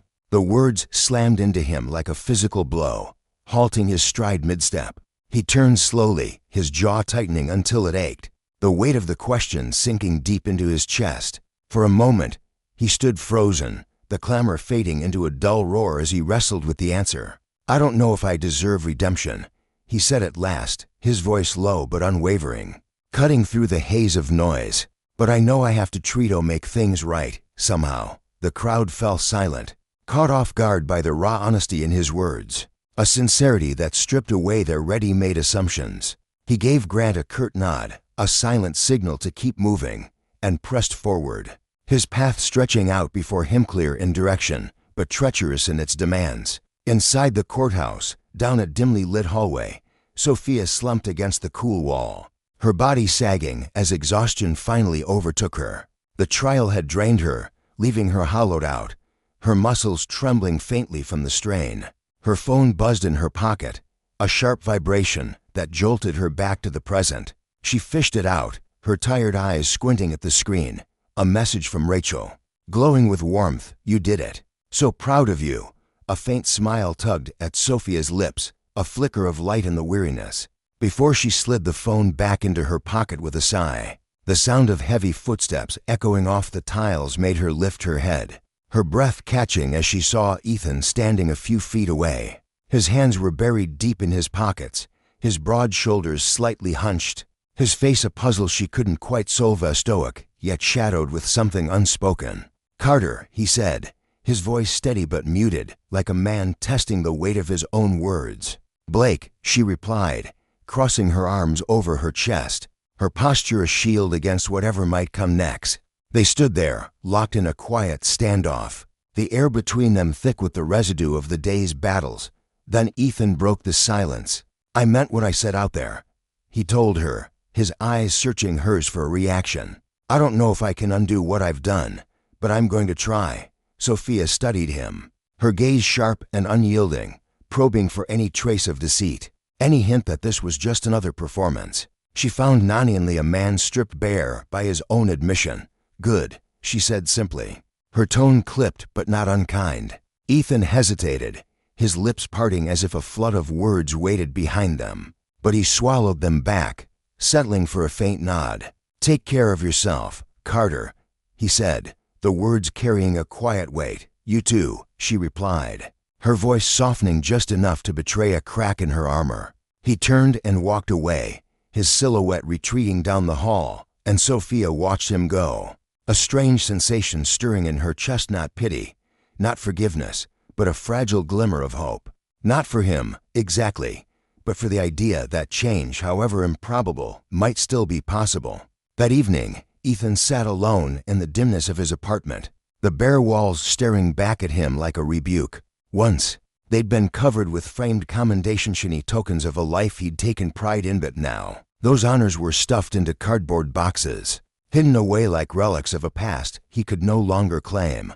The silence pressed in around him, thick and oppressive, yet it was a relief compared to the storm raging inside his skull. He picked up his phone, his fingers trembling slightly as he dialed a number he hadn't called in months. The line rang once, twice, 3 times, each tone stretching his nerves tighter, until a familiar voice answered.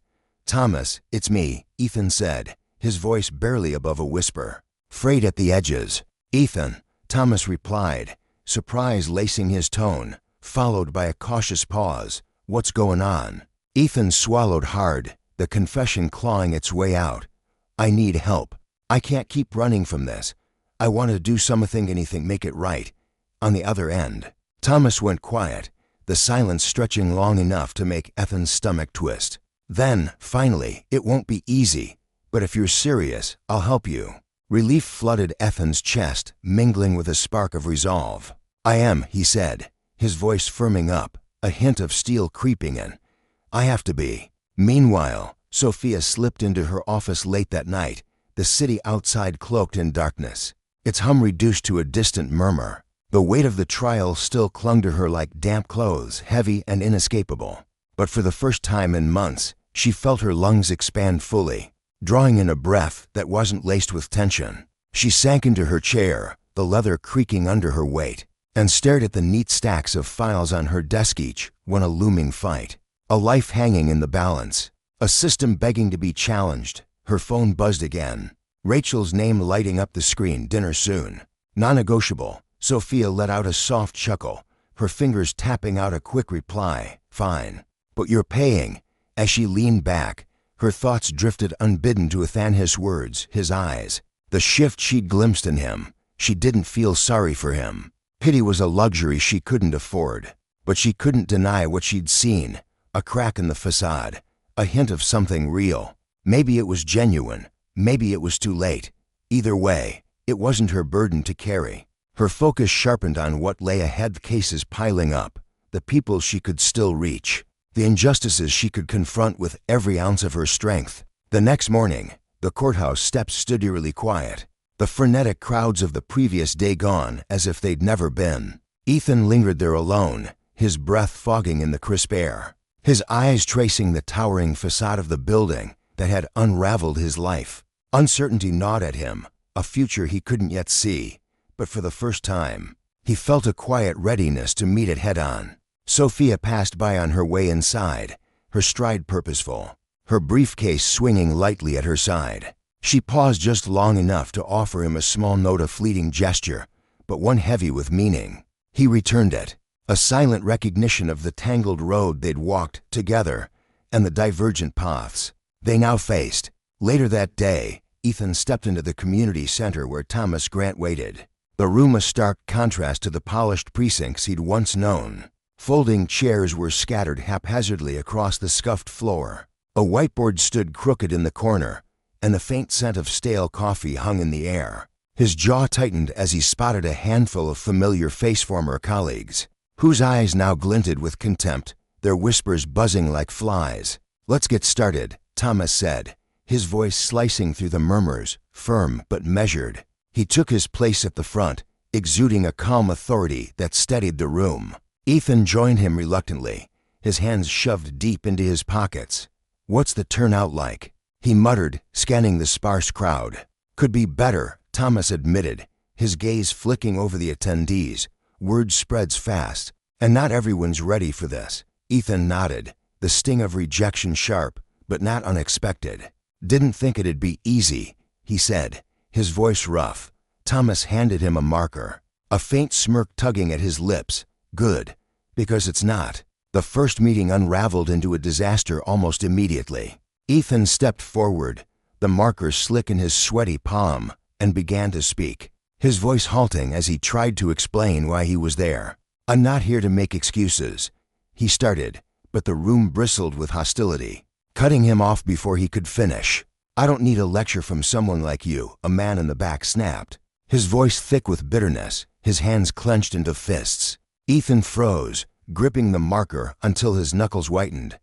"I'm here because I want to change." He pressed on, but a woman in the second row crossed her arms, her glare icy. "You think a few words will fix what you've done. It's too late for that." His rehearsed speech crumbled, the words turning to ash in his mouth. Thomas stepped in, his presence a lifeline. "We're not here to erase the past," he said, his tone steady as steel. "We're here to understand it, make sure it doesn't happen again."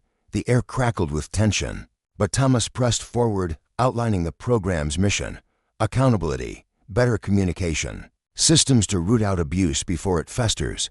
Ethan sank into a chair, the anger and distrust washing over him like a tide, each wave a reminder of the wreckage he'd left behind. As the group shuffled out, Thomas approached, a styrofoam cup of lukewarm coffee in hand. "Rough start," he said, offering it to Ethan. "You think they'll come back?" Ethan asked, exhaling heavily as he took the cup, the heat seeping into his palms. "Some will," Thomas replied, his eyes steady.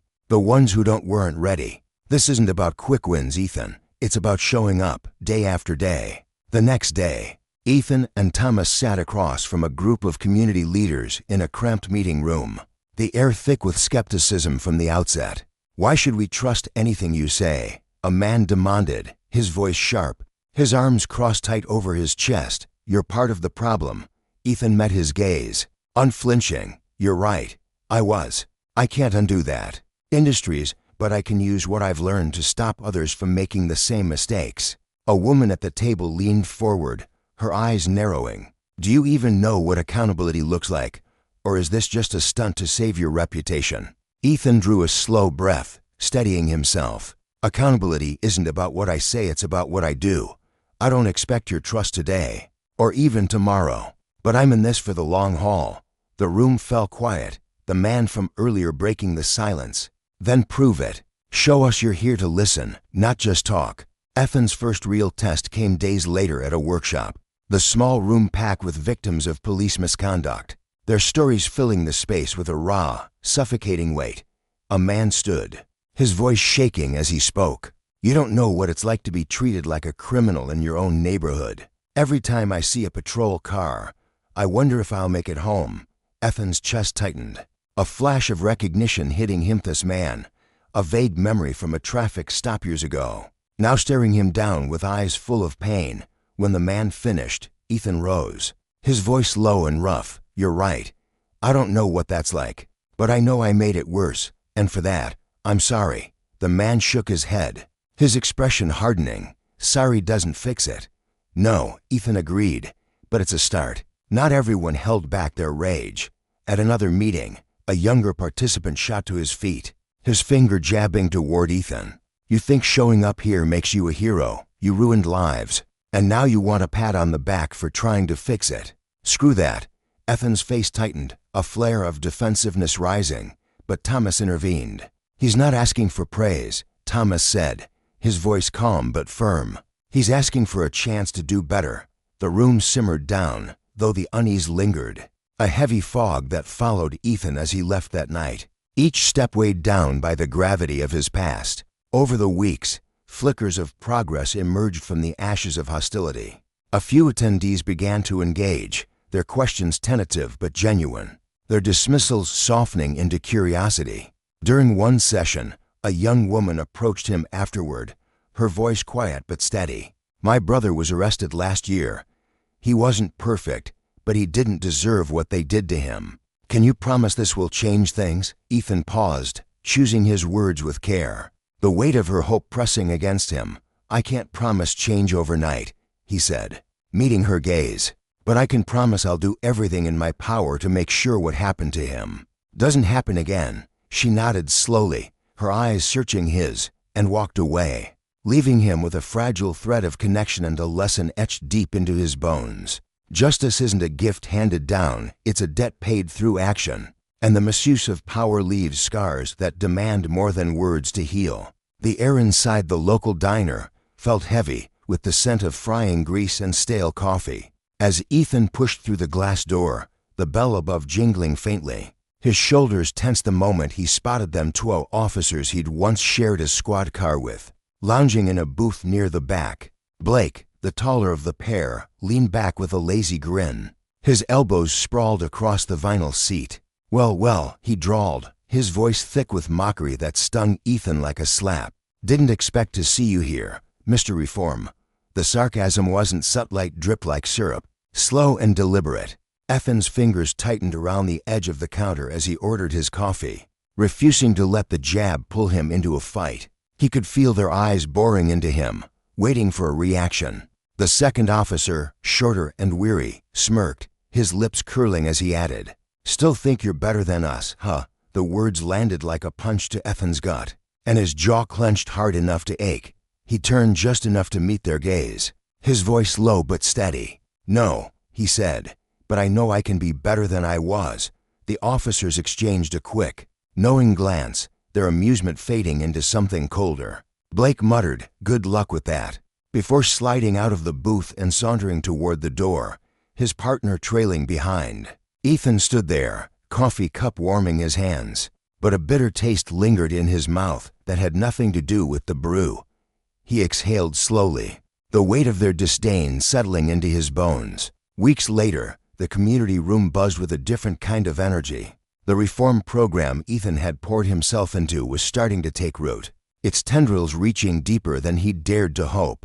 More faces filled the folding chairs. Each session locals, who'd once crossed the street to avoid him, now sat with cautious curiosity, their voices rising in tentative questions. Even a handful of officers had signed up for the workshops, their badges glinting under the fluorescent lights as they scribbled notes. Ethan felt the shift, subtle but real, like the first crack of dawn after a long night. One evening, after a session that left the air thick with raw emotion stories of betrayal, loss, and fragile hopethomas, a grizzled community leader with deep lines etched into his face approached him. The older man's eyes, sharp yet kind, locked onto Ethan's. "You're getting it," Thomas said, his voice a quiet rumble. Ethan frowned, wiping sweat from his brow. "Getting what?" Thomas tilted his head, a faint smile tugging at his lips. "This isn't about fixing the past. It's about building a future where those mistakes don't keep happening." The words sank into Ethan like rain into parched earth, and he nodded, a flicker of purpose igniting in his chest, small but undeniable. The workshop that followed was a crucible, a collision of past and present that crackled with tension. The room stretched long and narrow, its walls lined with posters preaching unity and change, but the atmosphere felt like a taut wire ready to snap. At one end of the stage stood Sophia Carter, her posture rigid, her dark hair pulled back tightly as if to mirror the steel in her resolve. At the other end was Ethan Blake, his broad frame less imposing than usual, his usual swagger muted by the weight of the moment. Between them, the audience see a patchwork of cops, activists, and wary citizens shifted in their seats, eyes darting like pinballs. Everyone knew the history. Sophia, the unrelenting advocate who'd once called Ethan out publicly for his abuses of power, and Ethan, the ex-cop trying to claw his way toward redemption. The crowd braced for a showdown, their whispers humming like static. Sophia stepped to the podium first, her hands gripping its edges as she drew a deep breath, the kind that steadies a racing heart. "We're here to talk about accountability and reform," she began, her voice clear and unwavering, slicing through the room's unease.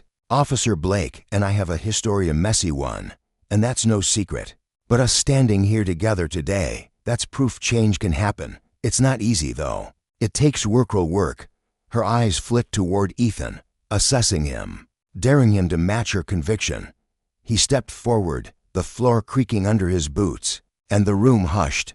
"I'm not here to defend what I've done," he said, his tone stripped bare, no trace of the bravado he'd once worn like armor. "I've seen what happens when power gets twisted. Eve lived it, been part of it. Now, I want to help fix it." Sophia's gaze lingered on him, searching for cracks in his sincerity. But she didn't interrupt. Instead, she picked up where he left off. "Accountability isn't just apologies," she said, her voice sharpening. "It's tearing down the systems that let misconduct fester." Ethan nodded, his hands flexing at his sides. "And that starts inside," he added. "Trust isn't a gift, it's earned every damn day." The Q&A erupted fast, a floodgate of voices breaking open. At first, the questions came measured. An officer with a crew cut asked about bridging gaps with the community, his tone clipped but earnest. A woman with braided hair and tired eyes pressed for details on funding, her words laced with guarded hope. Sophia and Ethan answered in tandem, their differences weaving into something unexpectedly solid, like two rivers merging. Then a man in the back stood, his frame weary and trembling with barely contained fury. "Ethan Blake," he spat, jabbing a finger through the air. "You think playing the reformed cop up there wipes the slate clean? Do you even get the wreckage you left behind?" The room froze, a collective breath held. Ethan's face paled, the man's words carving into him like a knife through flesh. Sophia tensed, her instinct to intervene warring with the need to let him face this alone. He swallowed hard, meeting the man's blazing eyes. "You're right," he said, his voice soft but steady, cutting through the silence. "I don't fully understand if tried, but I'll never know the depth of the pain I've caused." The man's glare didn't waver. "So what's this all for? Your guilty conscience?" Ethan shook his head. "No. It's to stop it from happening again. I can't undo what I did, but I can damn well make sure others don't follow my path." The man's arms crossed, his anger simmering but not extinguished. Sophia stepped in, her voice a calm blade. "Words alone are cheap, you were right. That's why this program isn't talk, it's action. I won't excuse his past, but I'll give credit where it's due. He's doing something. That's more than most." The man sank back into his seat, his silence heavy but less hostile, and the room buzzed with a restless energy. During the break, the clatter of coffee cups filled the air as Sophia cornered Ethan near the station. Her arms crossed but her tone even. "You handled that well," she said, studying him like a puzzle she wasn't sure she'd solved. Ethan shrugged, stirring his coffee absently. "He's not wrong. No, he's not," she agreed, her eyes narrowing slightly. "But you didn't dodge it. That's something." A faint smirk tugged at Ethan's lips. Was that a compliment? Sophia's mouth twitched, a hint of warmth breaking through her guard. "Don't get comfortable." The second half of the workshop unfolded in a moderated debate, the air thick with anticipation. The moderator, a weary woman with glasses perched on her nose, leaned forward. "Sophia, given your history, do you think Officer Blake can really change?" Sophia paused, her brow furrowing as she weighed her words. "Anyone can change," she said at last, her tone cautious but firm. "But it's not about what I think, it's about what he proves. So far, he's listening, owning up, acting. That's a start." The moderator turned to Ethan. "And you, do you feel changed?" He didn't hesitate. "I've started, but it's not a finish line, it's a grind every day. I'm better than I was, but I've got miles to go," the crowd murmured, the tension softening as their voices intertwined, bridging a gap that once seemed impossible. As the workshop wound down, a young officer barely out of the academy, his uniform crisp, approached Ethan, his steps hesitant. "Officer Blake," he said, voice low, "this program, it's made me rethink how I wear this badge." "Thanks," Ethan blinked, caught off guard, then nodded, a quiet gratitude swelling in his chest. "That means a lot." Sophia watched from a few feet away, a flicker of respect crossing her face, though she'd never admit it aloud. Outside, as the last of the crowd trickled away, the sky darkened to a deep indigo, the air sharp with autumn's bite.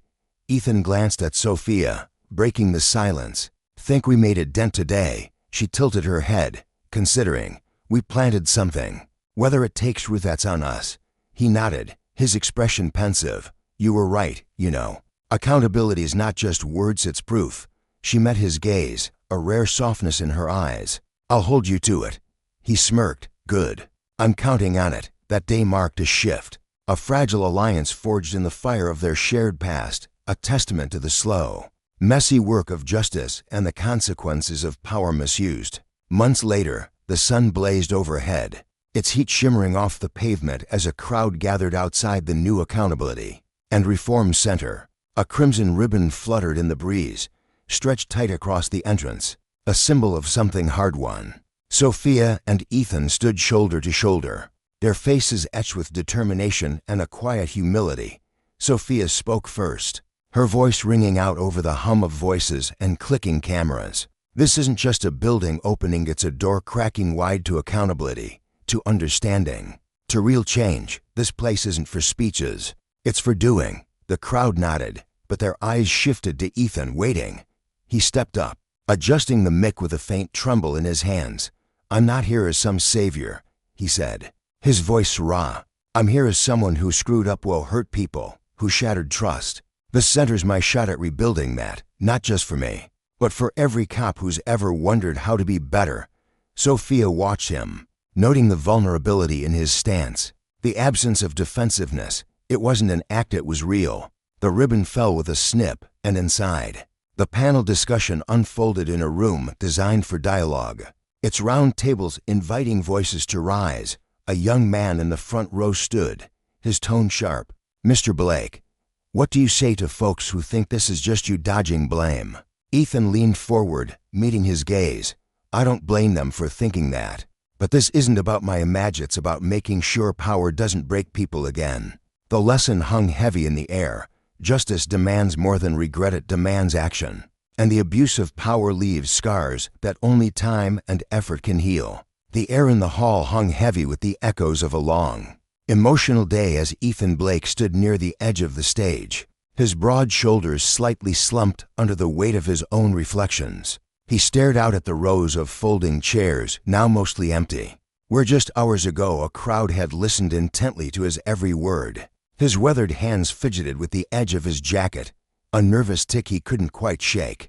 Deep inside, a storm of guilt churned at every sidelong glance. Every whispered doubt from those he'd once called colleagues gnawed at him. He'd given them every reason to question his integrity, every reason to turn away. Yet this moment wasn't about clawing back some semblance of pride, or polishing a tarnished reputation. No, it was about the grueling, unglamorous work of making things right. The truth stretched out before him like an endless road.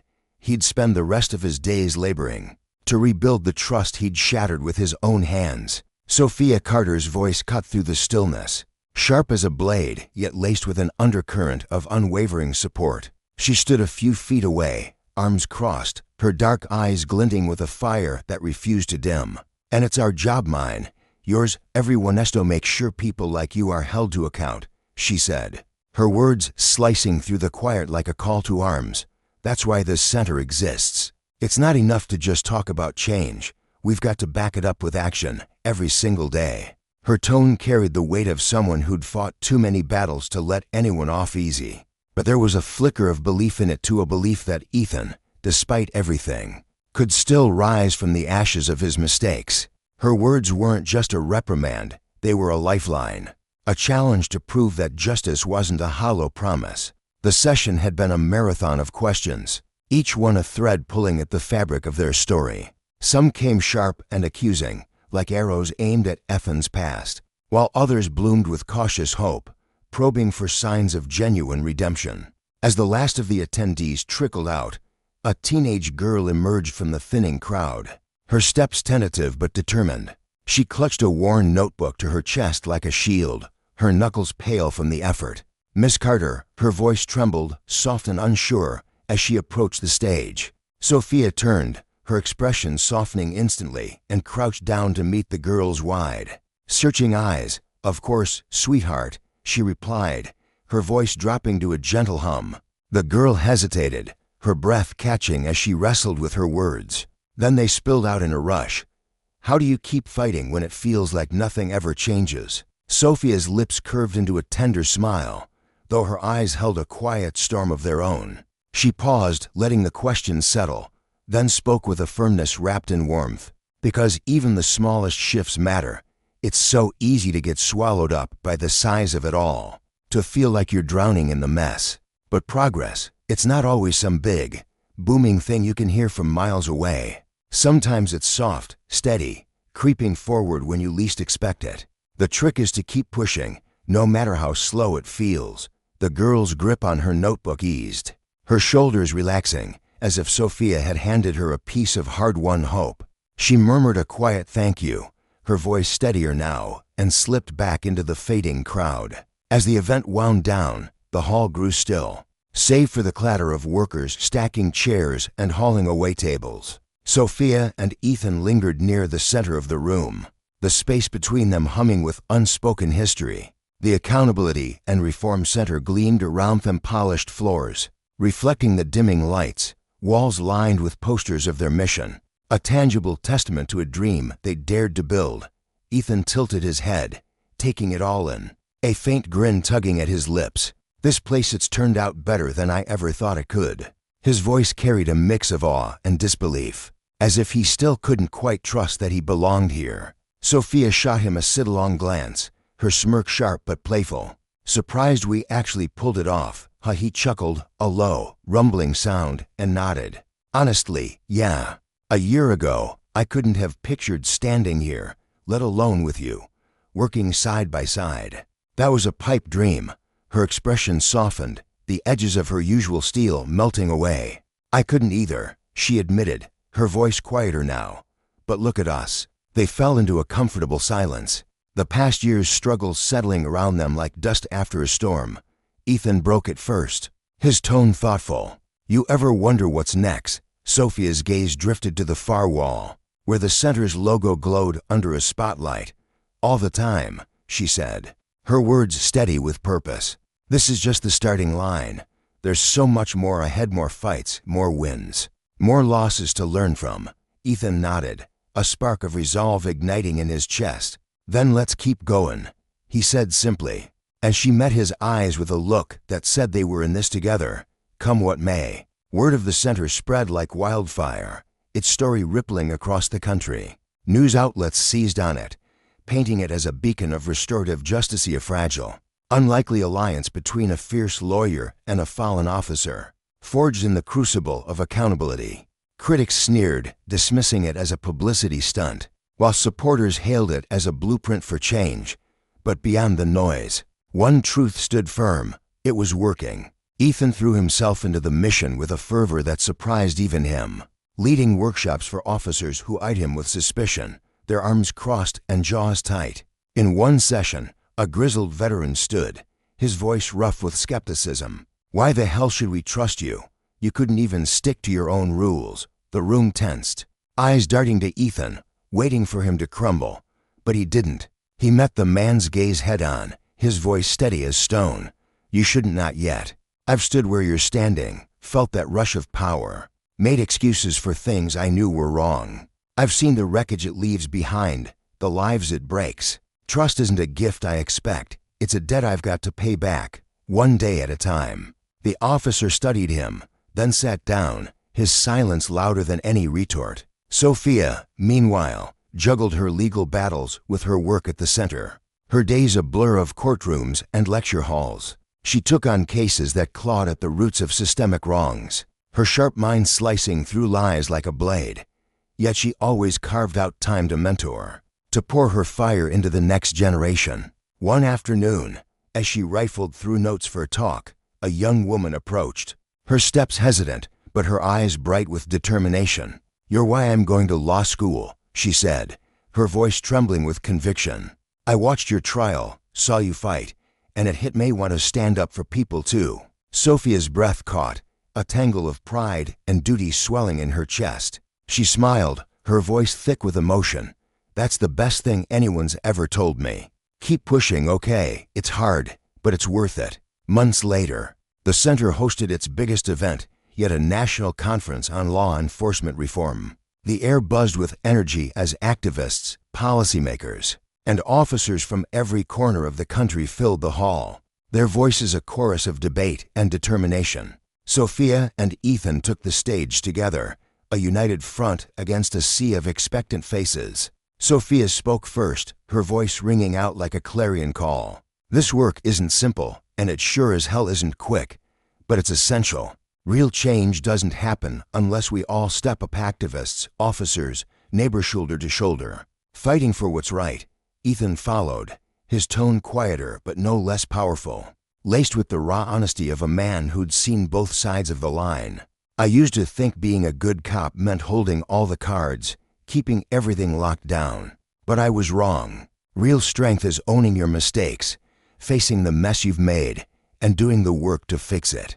The crowd roared to life, applause crashing through the room like thunder, a wave of sound that carried their shared resolve. As the conference drew to a close, Sophia and Ethan stood outside, the night air cool against their skin, the city sprawled before them. its lights flickering like stars against the dark. Ethan's voice was soft, almost lost in the breeze. "You think this will last?" Sophia turned to him, her eyes steady. "I think it already has. People are hearing us, Ethan. That's where it starts." He nodded, a faint smile breaking through the shadows on his face. "Thanks for not walking away from me." She smirked, a glint of mischief in her gaze. "Don't get sappy on me, Blake. I just don't like losing." Their laughter mingled in the quiet, a rare moment of lightness after a year of strain. As the last attendees drifted away, they turned back to the center, its sign glowing proudly, Accountability and Reform Center. It stood as a monument to their fight, a promise etched in light and steel, not just of what they'd achieved, but of the battle still ahead. Together, they stepped inside, ready to meet the future one determined stride at a time. Far from the polished halls of the center, Officer Sarah Mitchell sat in her patrol car, watching the sun climb over Cedar Grove. The small town stirred awake, its streets bathed in golden light. But Sarah's mind was already miles ahead, tangled in the changes that had swept through her life. Her dark brown fingers tapped a restless rhythm on the steering wheel, her thoughts drifting to the past month. Being the only black female officer in a place like this was a tightrope walk, lonely, exhausting, exhilarating. The other two black officers, both men, worked different shifts, their paths rarely crossing hers. But Sarah didn't mind the solitude. She'd always been the outlier. At the academy, she'd outshone 45 others to claim her spot, her father's proud grin lighting her way. Now, 3 hours into her shift, the radio crackled to life. Unit 147. Noise complaint at L's bar on Madison Street. She grabbed the mic, her voice calm and crisp. Unit 147, responding. On my way. L's bar was a familiar haunt, a rough-edged haven for bikers who rolled in every Sunday like clockwork. As she cruised through the sleepy streets, Sarah's thoughts turned to her father, a biker with a heart as big as his Harley, a man who'd spent a decade on Detroit's force without losing his faith in people. She could still see him, his weathered face breaking into a smile as he planned charity rides or stopped to help a stranded stranger. That memory warmed her, softening the edges of her fatigue. The rumble of engines grew louder as she neared the bar, the glint of chrome catching the afternoon sun. 15 bikes lined the lot, some belonging to the Iron Knights, a crew with a reputation that stretched beyond barroom brawls into darker whispers of hate and violence. Though nothing ever stuck in court, Sarah eased her car to a stop across the street, her sharp eyes scanning the scene. The bar's windows gaped open, spilling raucous rock music and coarse laughter into the air. A knot of men loitered outside, some sprawled against their bikes, others huddled in a tight circle. Their heads swiveled as she stepped out, her uniform crisp against the chaos. Snatches of their talk drifted to her crude jokes and muttered slurs before they fell silent, replaced by low chuckles that prickled her skin. She kept her face a mask of cool professionalism, her father's voice steadying her from memory. "Fear's like gasoline, baby girl. Toss it on a fire, and it all goes up. Stay sharp, stay calm, and you can handle anything." The leader stood out like a beacon, Jake Thornton, towering over his crew, his gray beard stark against a sun-beaten face, arms etched with faded ink. Sarah knew his file by heart: 3 assaults to drunk and disorderlies, a string of racial intimidation complaints that always seemed to evaporate before trial. She squared her shoulders and called out, her voice cutting through the din. "Afternoon, gentlemen." The words were polite but firm, a line drawn in the sand. Jake's eyes narrowed, a smirk tugging at his lips, and the air thickened with unspoken challenge. Their story, Sophia's Ethan's, Sarah wove a tapestry of struggle and resilience, a vivid reminder that justice isn't a gift bestowed from on high. It's a fire tended with grit and persistence, a flame that flickers and falters, but never dies. Ethan's fall and rise taught him that power unchecked is a poison, seeping into every corner until it rots the soul. Sophia's relentless fight showed that true strength lies in lifting others, even when the weight threatens to crush you. And Sarah, standing firm in the shadow of hate, embodied the quiet courage it takes to face a world that often refuses to bend. Together, they illuminated a brutal truth: when power is abused, The fallout scars of areonepropators, victims, bystanders alike. But from those scars, something enduring can grow. A legacy of accountability that demands we all play our part. The sun blazed overhead, casting a relentless heat across the cracked asphalt of the parking lot outside L's bar.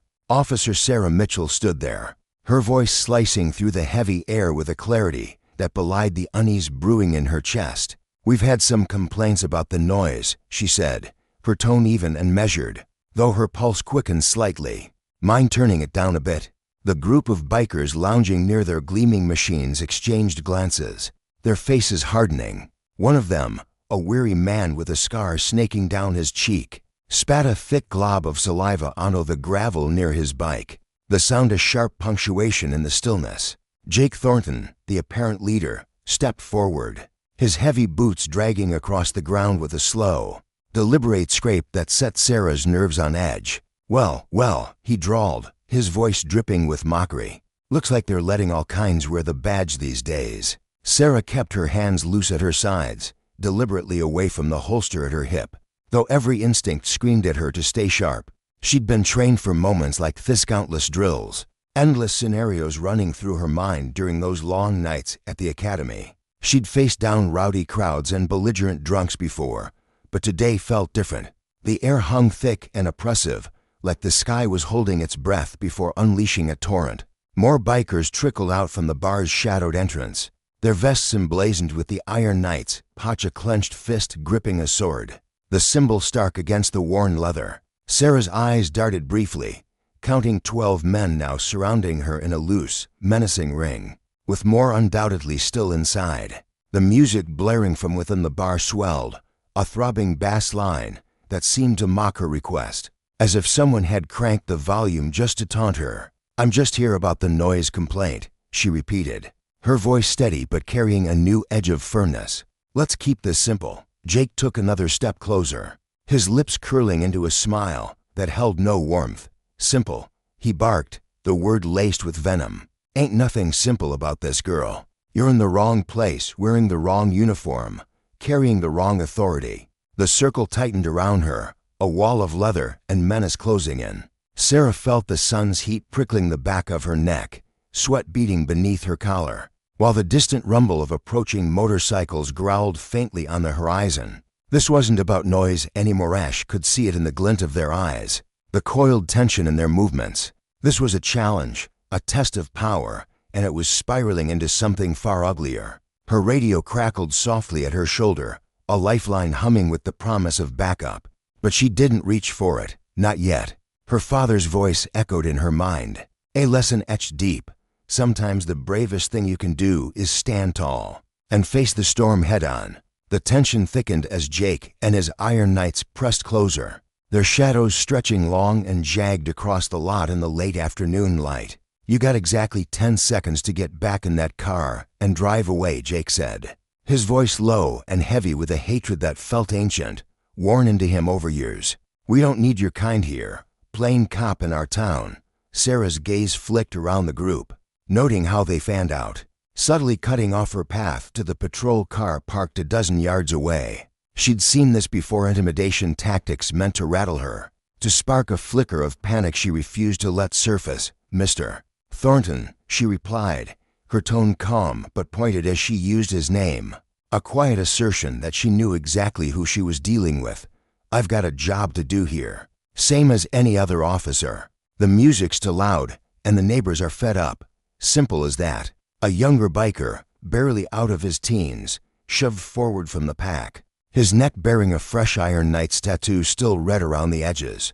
"You hear that, boys?" he jeered, his laugh high and brittle, like he was desperate to prove his worth. "She thinks she can waltz in here and give us orders." The others snickered, but Sarah's focus stayed locked on Jake. He was the linchpin, the one they all watched, his every twitch a signal to the pack. She saw his hand clenching and unclenching at his side, a telltale sign of aggression she'd been taught to spot years ago.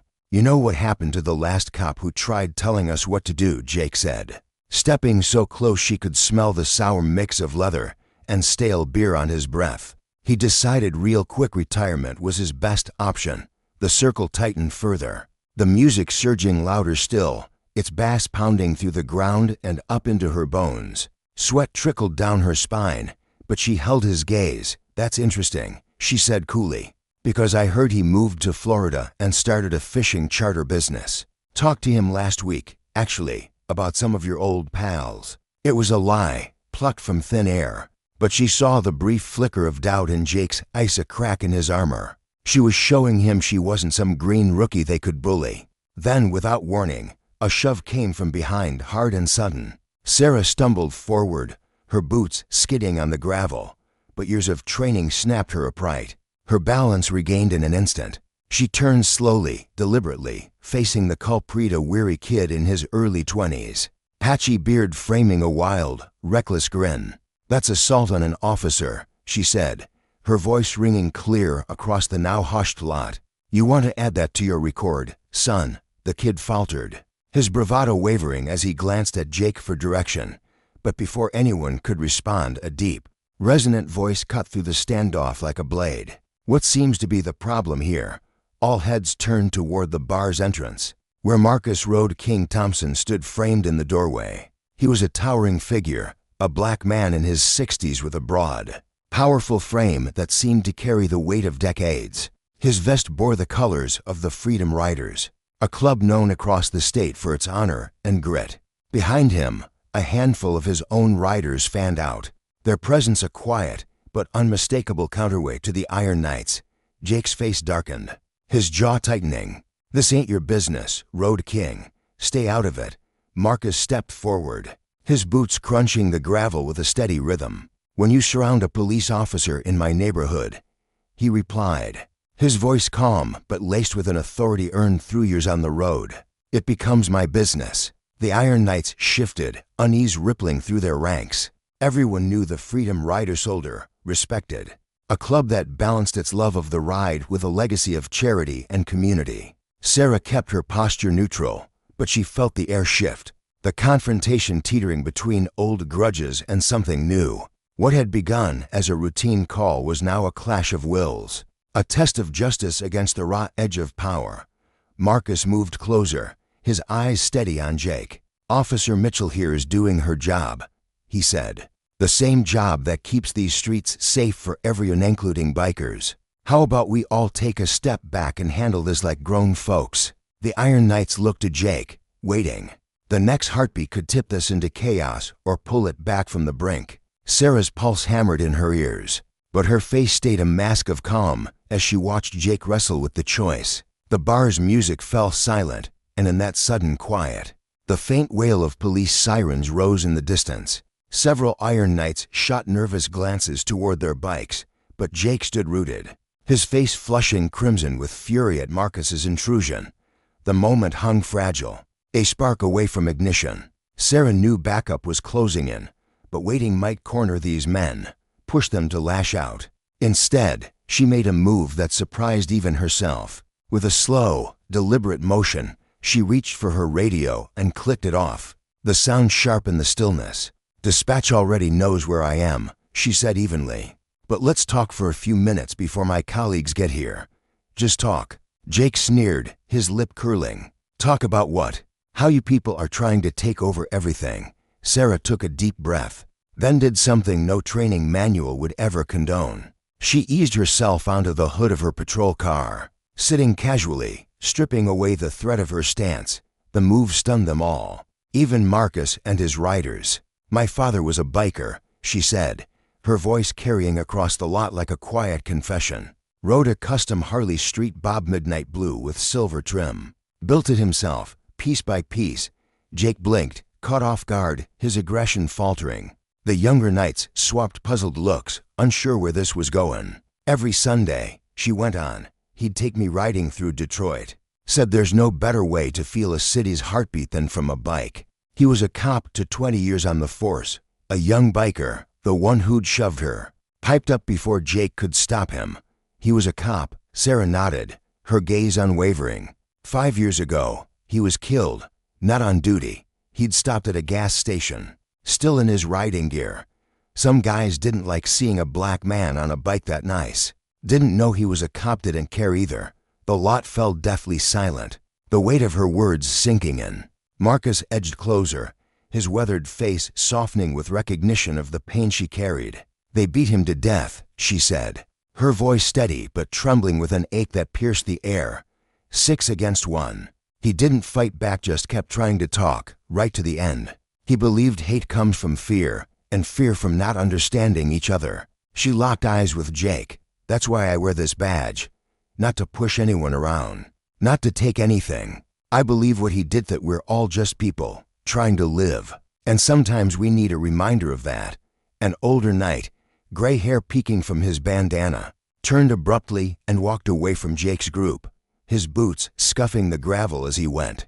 The gesture was small, but it spoke volumes, a crack in the wall of defiance, a hint that justice might still find a foothold here, even if power had flexed its muscle too long. The air was thick with tension that afternoon, a heavy stillness hanging over the gravel-strewn parking lot of Lou's Bar in Cedar Grove. Dust clung to the boots of the bikers gathered there, their leather jackets glinting faintly under the slanting rays of the late March sun. Bill, a grizzled man with deep lines etched into his weathered face, stepped forward deliberately, planting himself in the empty space between Sarah Mitchell, the poised officer leaning against her patrol car, and the knot of iron knights bristling with restless energy. His voice, rough as the growl of his Harley after 2 decades of riding, cut through the murmur of the crowd. "Name's Bill," he said, his tone carrying the weight of years. "Been with the Knights for 20 years now, but what's happening here, this ain't right, Jake. This ain't what we're meant to stand for." Jake Thornton, the leader of the Iron Knights, stood a few paces away, his broad frame rigid with fury, his face contorted, eyes narrowing into slits as he spat back. "You goin' soft on me, old man?" The words dripped with venom, a challenge laced with disdain. But Bill didn't flinch. His jaw tightened, and his gaze held steady, resolute. "No," he replied, his voice firm yet tinged with a quiet weariness. "I'm remembering who I am, I ought to be."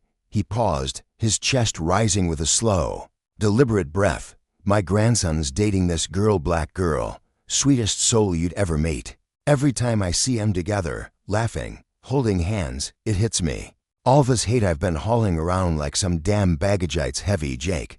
Where's a man down? And for what? What's it ever gotten me?" The words hung in the air, raw and unguarded, slicing through the brittle tension. A ripple moved through the group. 3 more knightsmen with salt and pepper beards and road-worn hands shifted their weight, exchanging glances before stepping forward to stand with Bill. Their boots crunched against the gravel, a small but defiant sound. Among them was a younger biker, barely out of his 20s, his face still soft beneath the scruff of a patchy beard. Earlier, he'd shoved Sarah, his hands rough with bravado, but now he stood apart, uncertainty flickering in his eyes. He rocked back and forth on his heels, his fingers flexing nervously before he finally edged away from Jake, head bowed as if wrestling with a storm inside him. The distant wail of sirens grew louder, cutting through the hum of the afternoon, but their urgency seemed to fade as the scene unfolded. Sarah remained seated on the hood of her patrol car, her uniform crisp despite the dust swirling around her. She watched with calm intensity as the knights began to fracture, more of them drifting from Jake's side. Across the lot, Marcus Thompson and his Freedom Riders stood watchful but at ease, their leather vests adorned with patches that spoke of resilience and brotherhood. Marcus, a towering figure with a quiet strength, leaned against his bike, his dark eyes scanning the shifting crowd. The air felt different, no charged, yes, but with a strange undercurrent of possibility. Jake's gaze darted around, his once-iron grip on the group slipping through his fingers like sand. His face, flushed with rage, now betrayed something deeper: confusion, perhaps, or the first faint stirrings of fear. "This ain't over," he growled, his voice a low rumble, but the power it once carried had ebbed away, leaving it hollow. Sarah slid off the car hood, her movements deliberate, and met his glare with a steady look. "You're right," she said softly, her voice cutting through the noise with a clarity that startled even her. "It's just beginning, but maybe it can start with understanding instead of all this hate." The first backup units roared into the lot then, their lights flashing red and blue across the weathered faces and gleaming chrome of the bikes. Sarah rose to her feet, brushing dust from her uniform as the chaos she'd braced for dissolved into something unexpected. This wasn't just a standoff anymore, it was a reckoning, a fragile moment of truth that stretched beyond Jake Thornton and his Iron Knights. It reached into the hearts of everyone there, a quiet reminder that the truest strength against hatred wasn't a fist or a gun, but the courage to see the humanity in one another. 3 police cars screeched to a halt, tires crunching gravel. But the scene that greeted the officers was far from the brawl they'd anticipated. Instead of raised fists and drawn weapons, they found a cluster of bikers speaking in low tones, their voices mingling with the rustle of the wind. Jake stood with only 2 loyal followers now, their postures stiff and uncertain, while the rest of the knights had scattered across the lot. Some leaned in close to Marcus and his freedom riders, swapping stories as if testing the waters of an unfamiliar truce. Officer Rodriguez, a weary man with sharp eyes, leapt from his car, hand resting on his holster. But Sarah raised a hand, her gesture calm and sure. "It's okay," she called out, a faint smile tugging at her lips.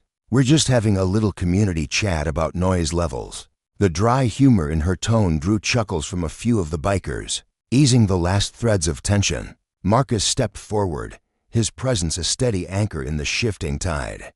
"Officer Mitchell here showed us something today," he said, his deep voice rolling across the lot like a sermon. "Sometimes the bravest thing ain't standing against someone, it's standing with them." Bill nodded, his gray eyes sweeping over the younger knights who'd abandoned Jake. "I've been riding these roads 30 years, he said, his voice thick with memory. "Seen towns change, people change. Maybe it's time we did too." The younger biker who'd pushed Sarah earlier looked up, guilt shadowing his face. He opened his mouth as if to speak, then closed it, shoving his hands deep into his pockets. Jake kicked at the ground, his bat lying forgotten in the dirt. "You're all weak," he snarled. But the words lacked bite, his defiance crumbling under the weight of his isolation. Bill shook his head. "No, Jake. Maybe it's time the Iron Knights stood for something better than this." Inside Lou's bar, the jukebox finally fell silent, the music's absence amplifying the murmur of voices outside. The sun dipped lower, casting long shadows that stretched like fingers across the pavement. A small crowd had gathered, neighbors drawn by the flashing lights and the rare sight of rival bikers, side by side. Among them, Sarah spotted a young black girl, maybe 12, peeking out from behind her mother's skirt. Her wide eyes locked onto Sarah's uniform, shimmering with awe, and Sarah felt a pang of recognition. She'd been that girl once, staring at her father in his badge and leather, dreaming of something bigger. Marcus crossed the lot toward Jake, who stiffened, his fists clenching instinctively. But Marcus's hands stayed loose, his voice low and steady. "I remember you when you first joined the Knights," he said. "You were different about brotherhood, freedom on the open road. What happened to that guy?" Jake's face flickered, a shadow of something softer passing through his Isa memory, maybe, of a younger self unburdened by bitterness. His 2 remaining followers shifted uncomfortably, their loyalty wavering as they watched their leader falter. Sarah stepped closer, her tone formal but warm. "Mr. Thornton, about that noise complaint, I think we can settle it with a warning today. If you're willing to work with us on keeping things peaceful moving forward." It was a lifeline, extended publicly, and Jake's shoulders slumped as he took it in. He muttered something under his breathless venom now, more a tangle of confusion and reluctant shame. Bill seized the moment. "We'll keep it down," he declared, then turned to Marcus. "You think you could spare some time to talk about how your club handles community stuff?" Marcus grinned, a rare warmth breaking through his stoic demeanor. "We meet Thursdays. You're all welcome, every last one of you."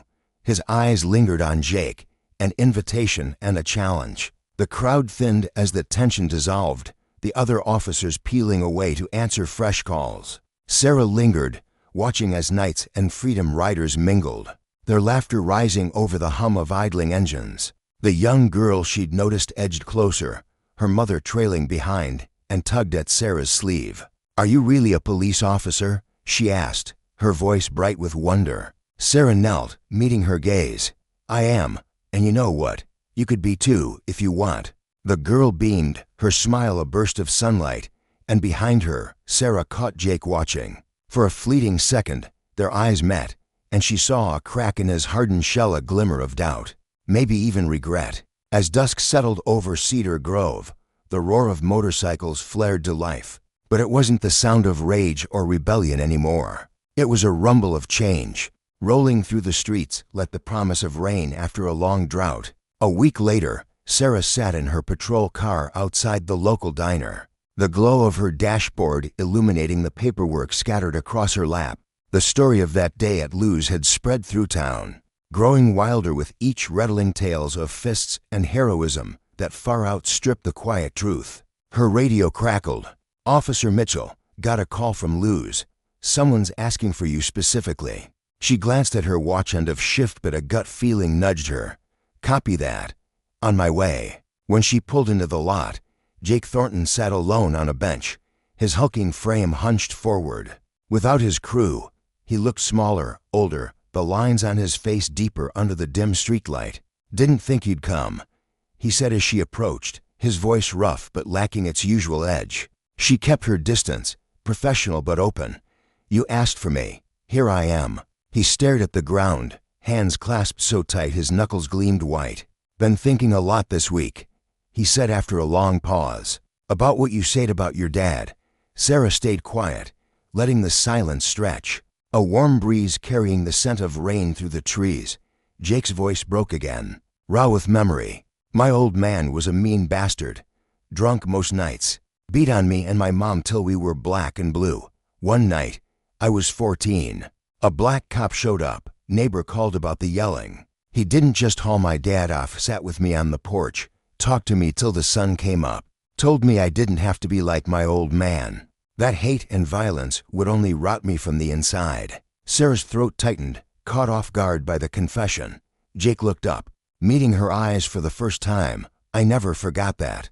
But somewhere, I turned into exactly what he warned me against. Started the nights looking for something family, I guess. Never had that at home. But I twisted it into something ugly. Raindrops began to fall, soft pings against the asphalt.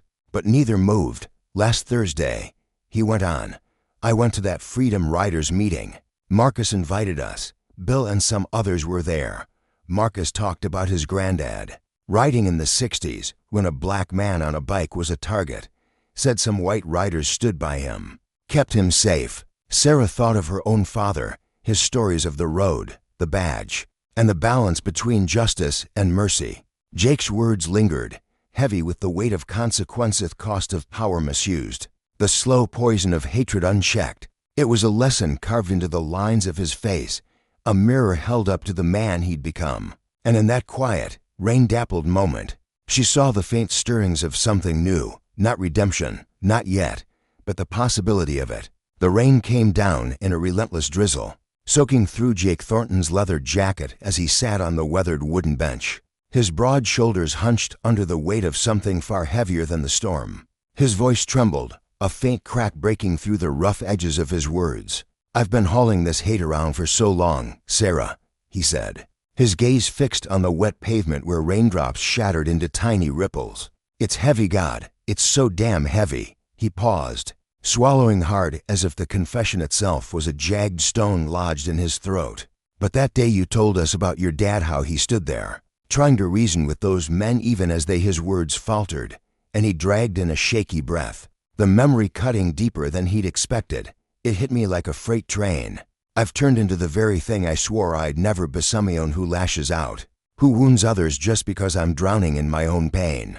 Sarah stood there, her boots planted firmly on the slick ground, rain streaking down her face and plastering her hair against her cheeks.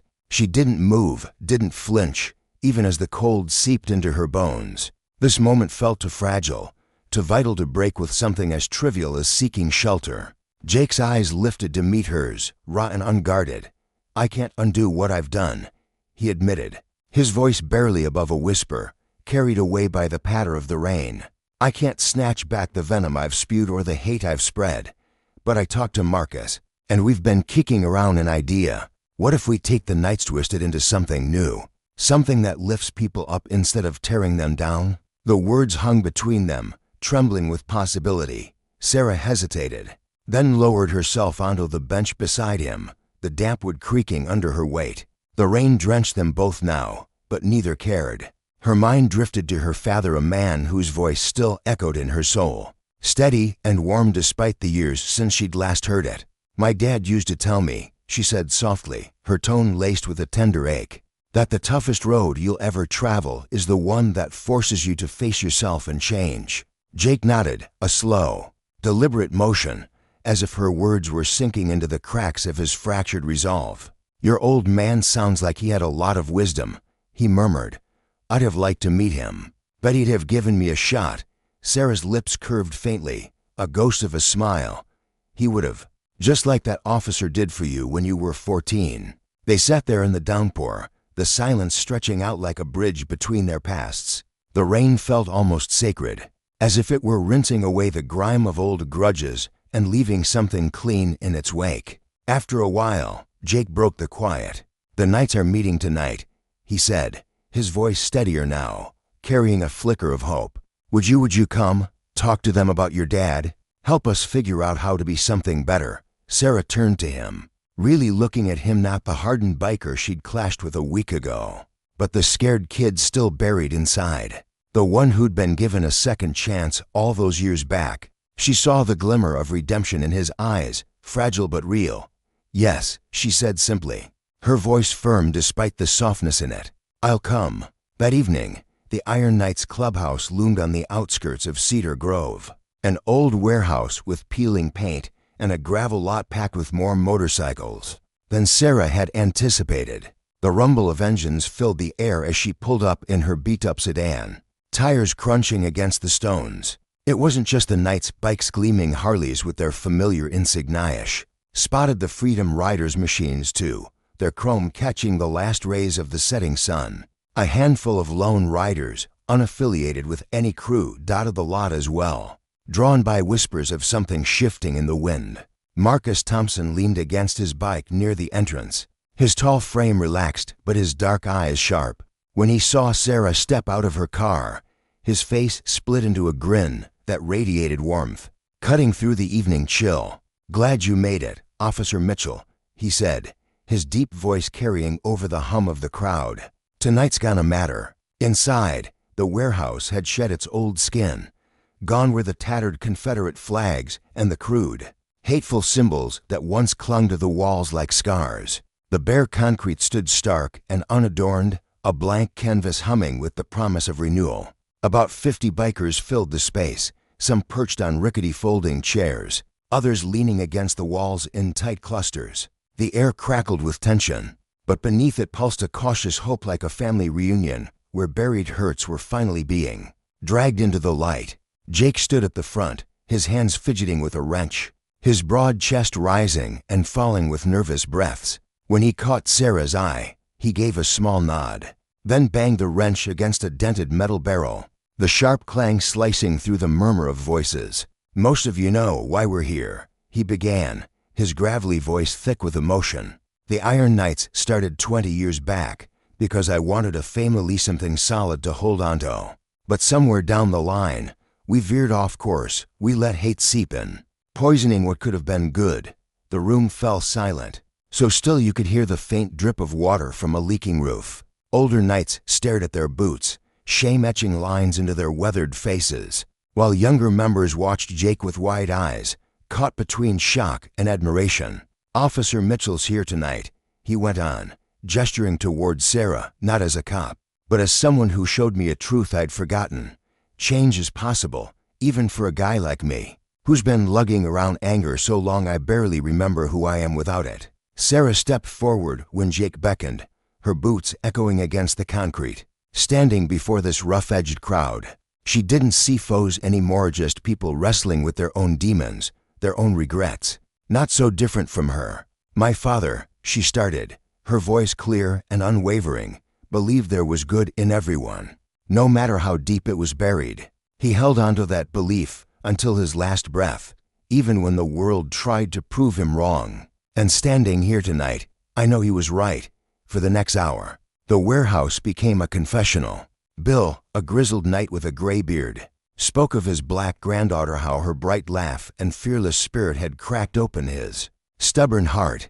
Tommy, a weary young member with a buzz cut, admitted to growing up under the shadow of racist parents. The knight's old ways only fueling the bile he'd been fed till now. Marcus shared tales of the Freedom Riders' past, of black and white bikers shielding each other on treacherous roads during the civil rights days, their engines roaring defiance against a fractured world. Then came a surprise no one saw coming. Mr. Johnson, a local black business owner with a stern face and a reputation for tangling with the knights, rose from the back of the room. "I've despised this club for years," he said, his voice cutting through the stillness like a blade. "Called the cops on you more times than I can count. But what I'm seeing here tonight, this is what change looks like. Here you'll change, if you mean it. If you're serious about turning this around, my auto shop could use some mechanics. Don't care what you look like, just need folks who work hard and treat people decent." A ripple of surprise swept through the crowd. Tommy sat up straighter, a spark of hope lighting his sharp features while Jake blinked, stunned by forgiveness arriving so swiftly from a man he'd long considered an enemy. "Here's what I'm thinking," Jake said at last, his voice gaining strength. "We keep the name Iron Knights, but we redefine it.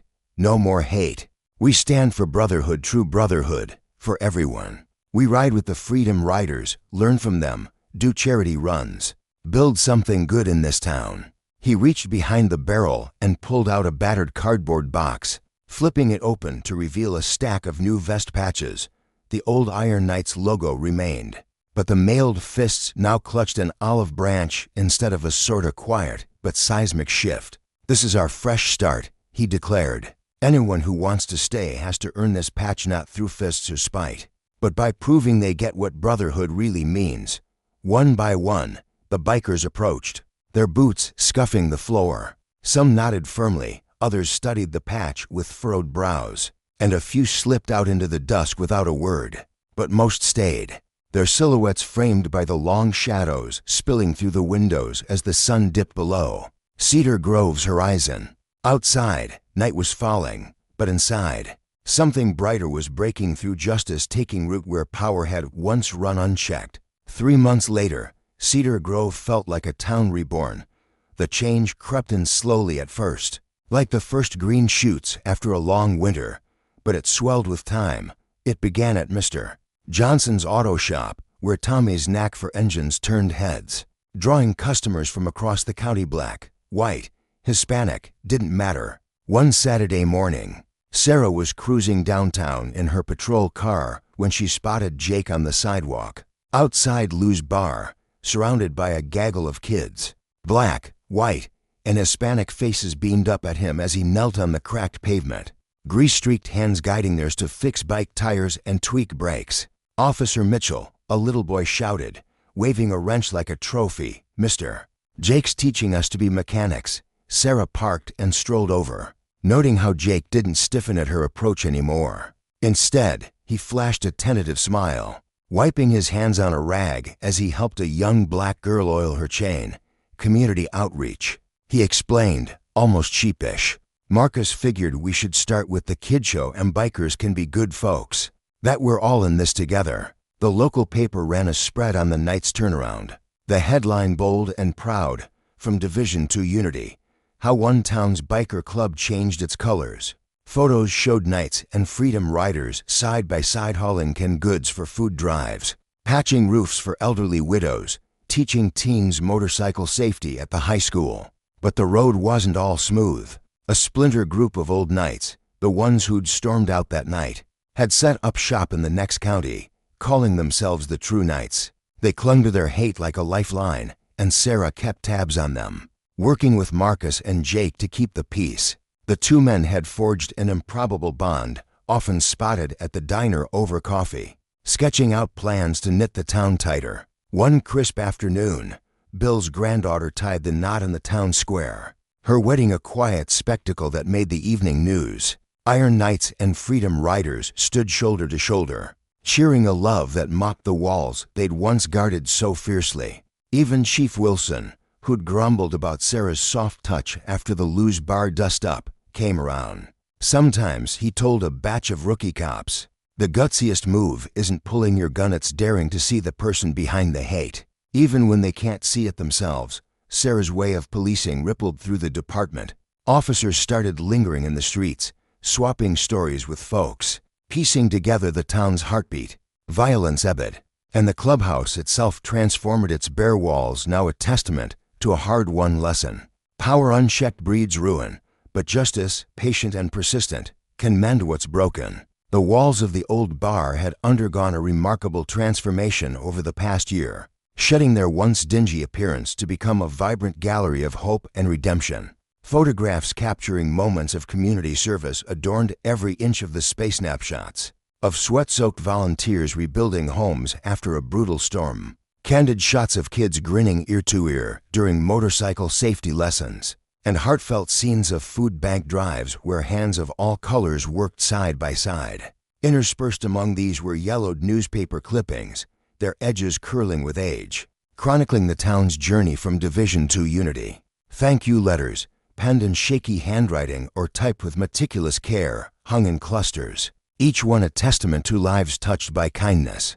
But the heart of the display was a single framed photograph, its edges bordered by a simple wooden frame that seemed to glow with quiet reverence. It showed a man astride a midnight blue Harley, his broad smile radiating a warmth that reached beyond the glass. This was Sarah's father, Officer James Mitchell, immortalized not just in memory, but in the legacy he'd unknowingly ignited. Sarah herself had donated the bike, a gesture that carried the weight of her grief and her pride, tethering her to him even now. One evening, as the sky over Cedar Grove melted into hues of amber and violet, Sarah clocked out from her shift, her boots crunching against the gravel lot outside the station. Exhaustion tugged at her limbs, but her spirit lifted when she spotted Jake Thornton leaning casually against her patrol car. He was a different man. Nogan was the hard-edged scowl that once seemed carved into his features, a mask of anger he'd worn like armor. In its place was a stillness,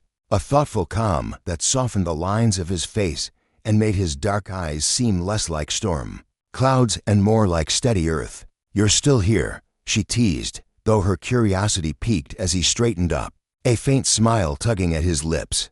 "Got something to show you," he said, his voice low but laced with a quiet excitement.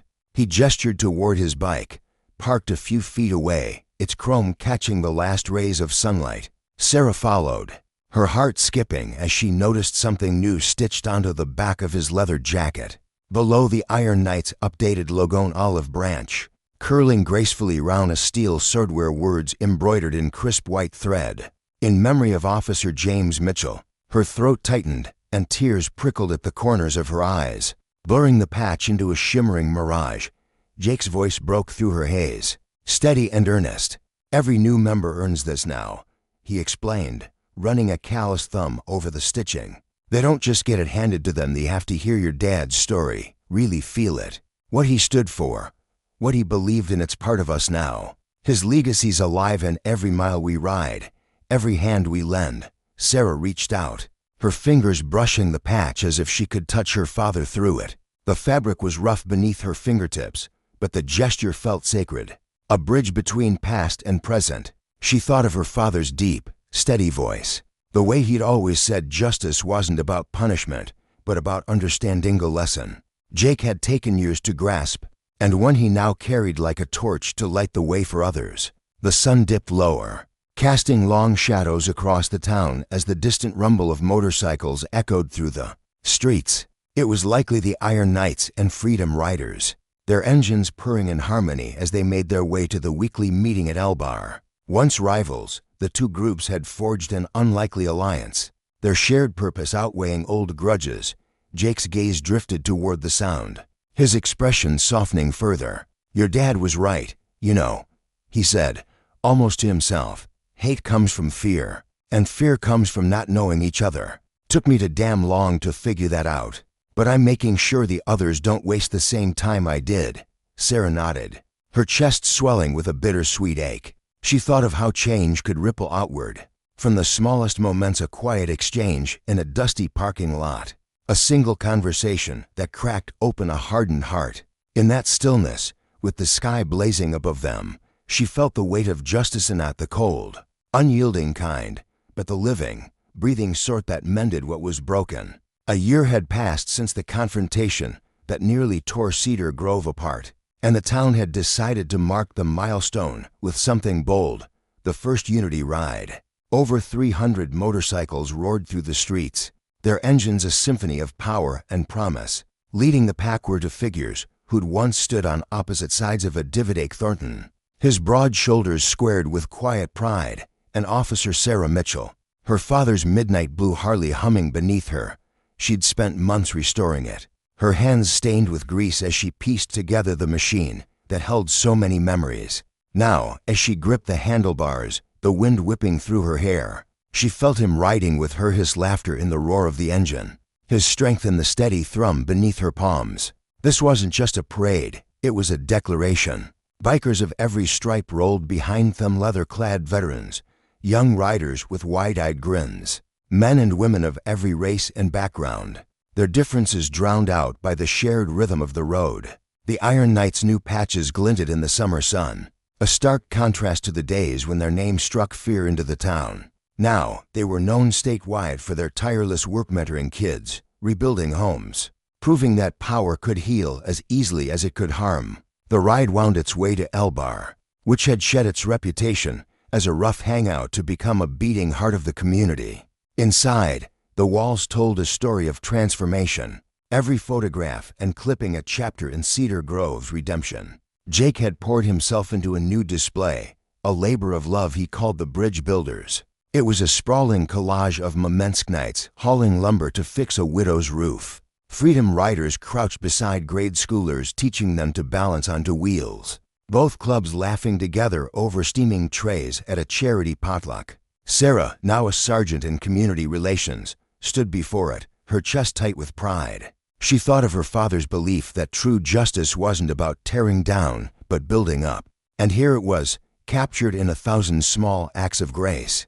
Beside her, Marcus Thompson, a grizzled Freedom Rider with a voice like gravel, watched the crowd with a faint smile. "Never thought I'd see Jake Thornton turn into our biggest champion," he mused, his tone heavy with awe. "The toughest hearts, once they shift, burn the brightest. He's proof of that." Sarah glanced at Jake across the room. His broad frame bent slightly as he adjusted a photo. Marcus was right. Change like his didn't come easy, but when it did, it carried the force of a tidal wave. The road hadn't been smooth. The true knights in the next county still stirred trouble, their numbers thinning as their old ways lost appeal. Some had even drifted to Cedar Grove, drawn by whispers of a better path. Mr. Johnson's auto shop had become a beacon of that promise, its bays now bustling with 6 former knights and 3 Freedom Riders, their hands busy with wrenches and oil cans. Johnson himself, a weary man with a perpetual grease smudge on his cheek, had turned his business into a proving ground. Hire the outcasts, give them a shot, and watch them rise. The police force had evolved too, with Sarah's promotion signaling a shift toward her father's vision. New recruits learned to look past leather jackets and badges, to seek connection over confrontation. Bill's granddaughter, Emily, embodied that change as she sat at the dispatcher's desk, her workspace a shrine of photos from her wedding, where knights and riders had stood side by side. Biggest, wildest family in town, she'd laugh, her eyes sparkling with mischief. As the Unity Ride celebration stretched into the evening, Tomino, head mechanic at Johnson, arrived with his newborn daughter cradled in his arms. The baby, barely a month old, wore a tiny leather jacket stitched with both clubs' patches, a symbol of a generation unburdened by the past. The crowd cooed and cheered, their voices mingling with the clink of glasses. Jake stepped forward, clearing his throat for a speech, a skill he'd honed over months of practice. "A year ago," he began, his voice ringing clear across the packed room, "I thought strength was about pushing people away, keeping us separate from them. I was wrong. Real strength is standing shoulder to shoulder, learning from each other, growing together." He turned to Sarah, his gaze steady. "Sergeant Mitchell showed us that even the lost can find their way back. Her father's spirit, it's in every brick we've laid, every kid we've lifted up. The Iron Knights won't forget that." Sarah's eyes stung as she thought of her dad, of how he'd been at the enemies turned allies, a town reborn. His words about fear and humanity had taken root, blooming into something vast and unshakable. As night fell, the motorcycles roared to life once more, their headlights cutting through the dark. This time, they weren't fleeing or fighting, they were celebrating a freedom deeper than the open road. Freedom from hate, from fear, from the walls that once divided them. Cedar Grove's story spread, inspiring other towns to reach out, hungry for their own renewal. Sarah's answer was always simple. It starts with one person brave enough to see the good, and another willing to become it. Keep your heart open, your spine straight, and the rest follows. Outside Elbar, the midnight blue Harley stood sentinel, its frame adorned with both Iron Knights and Freedom Riders patches. It was no longer just a bike, it was a monument to resilience, a vow that the journey forward would be as bold as the one behind.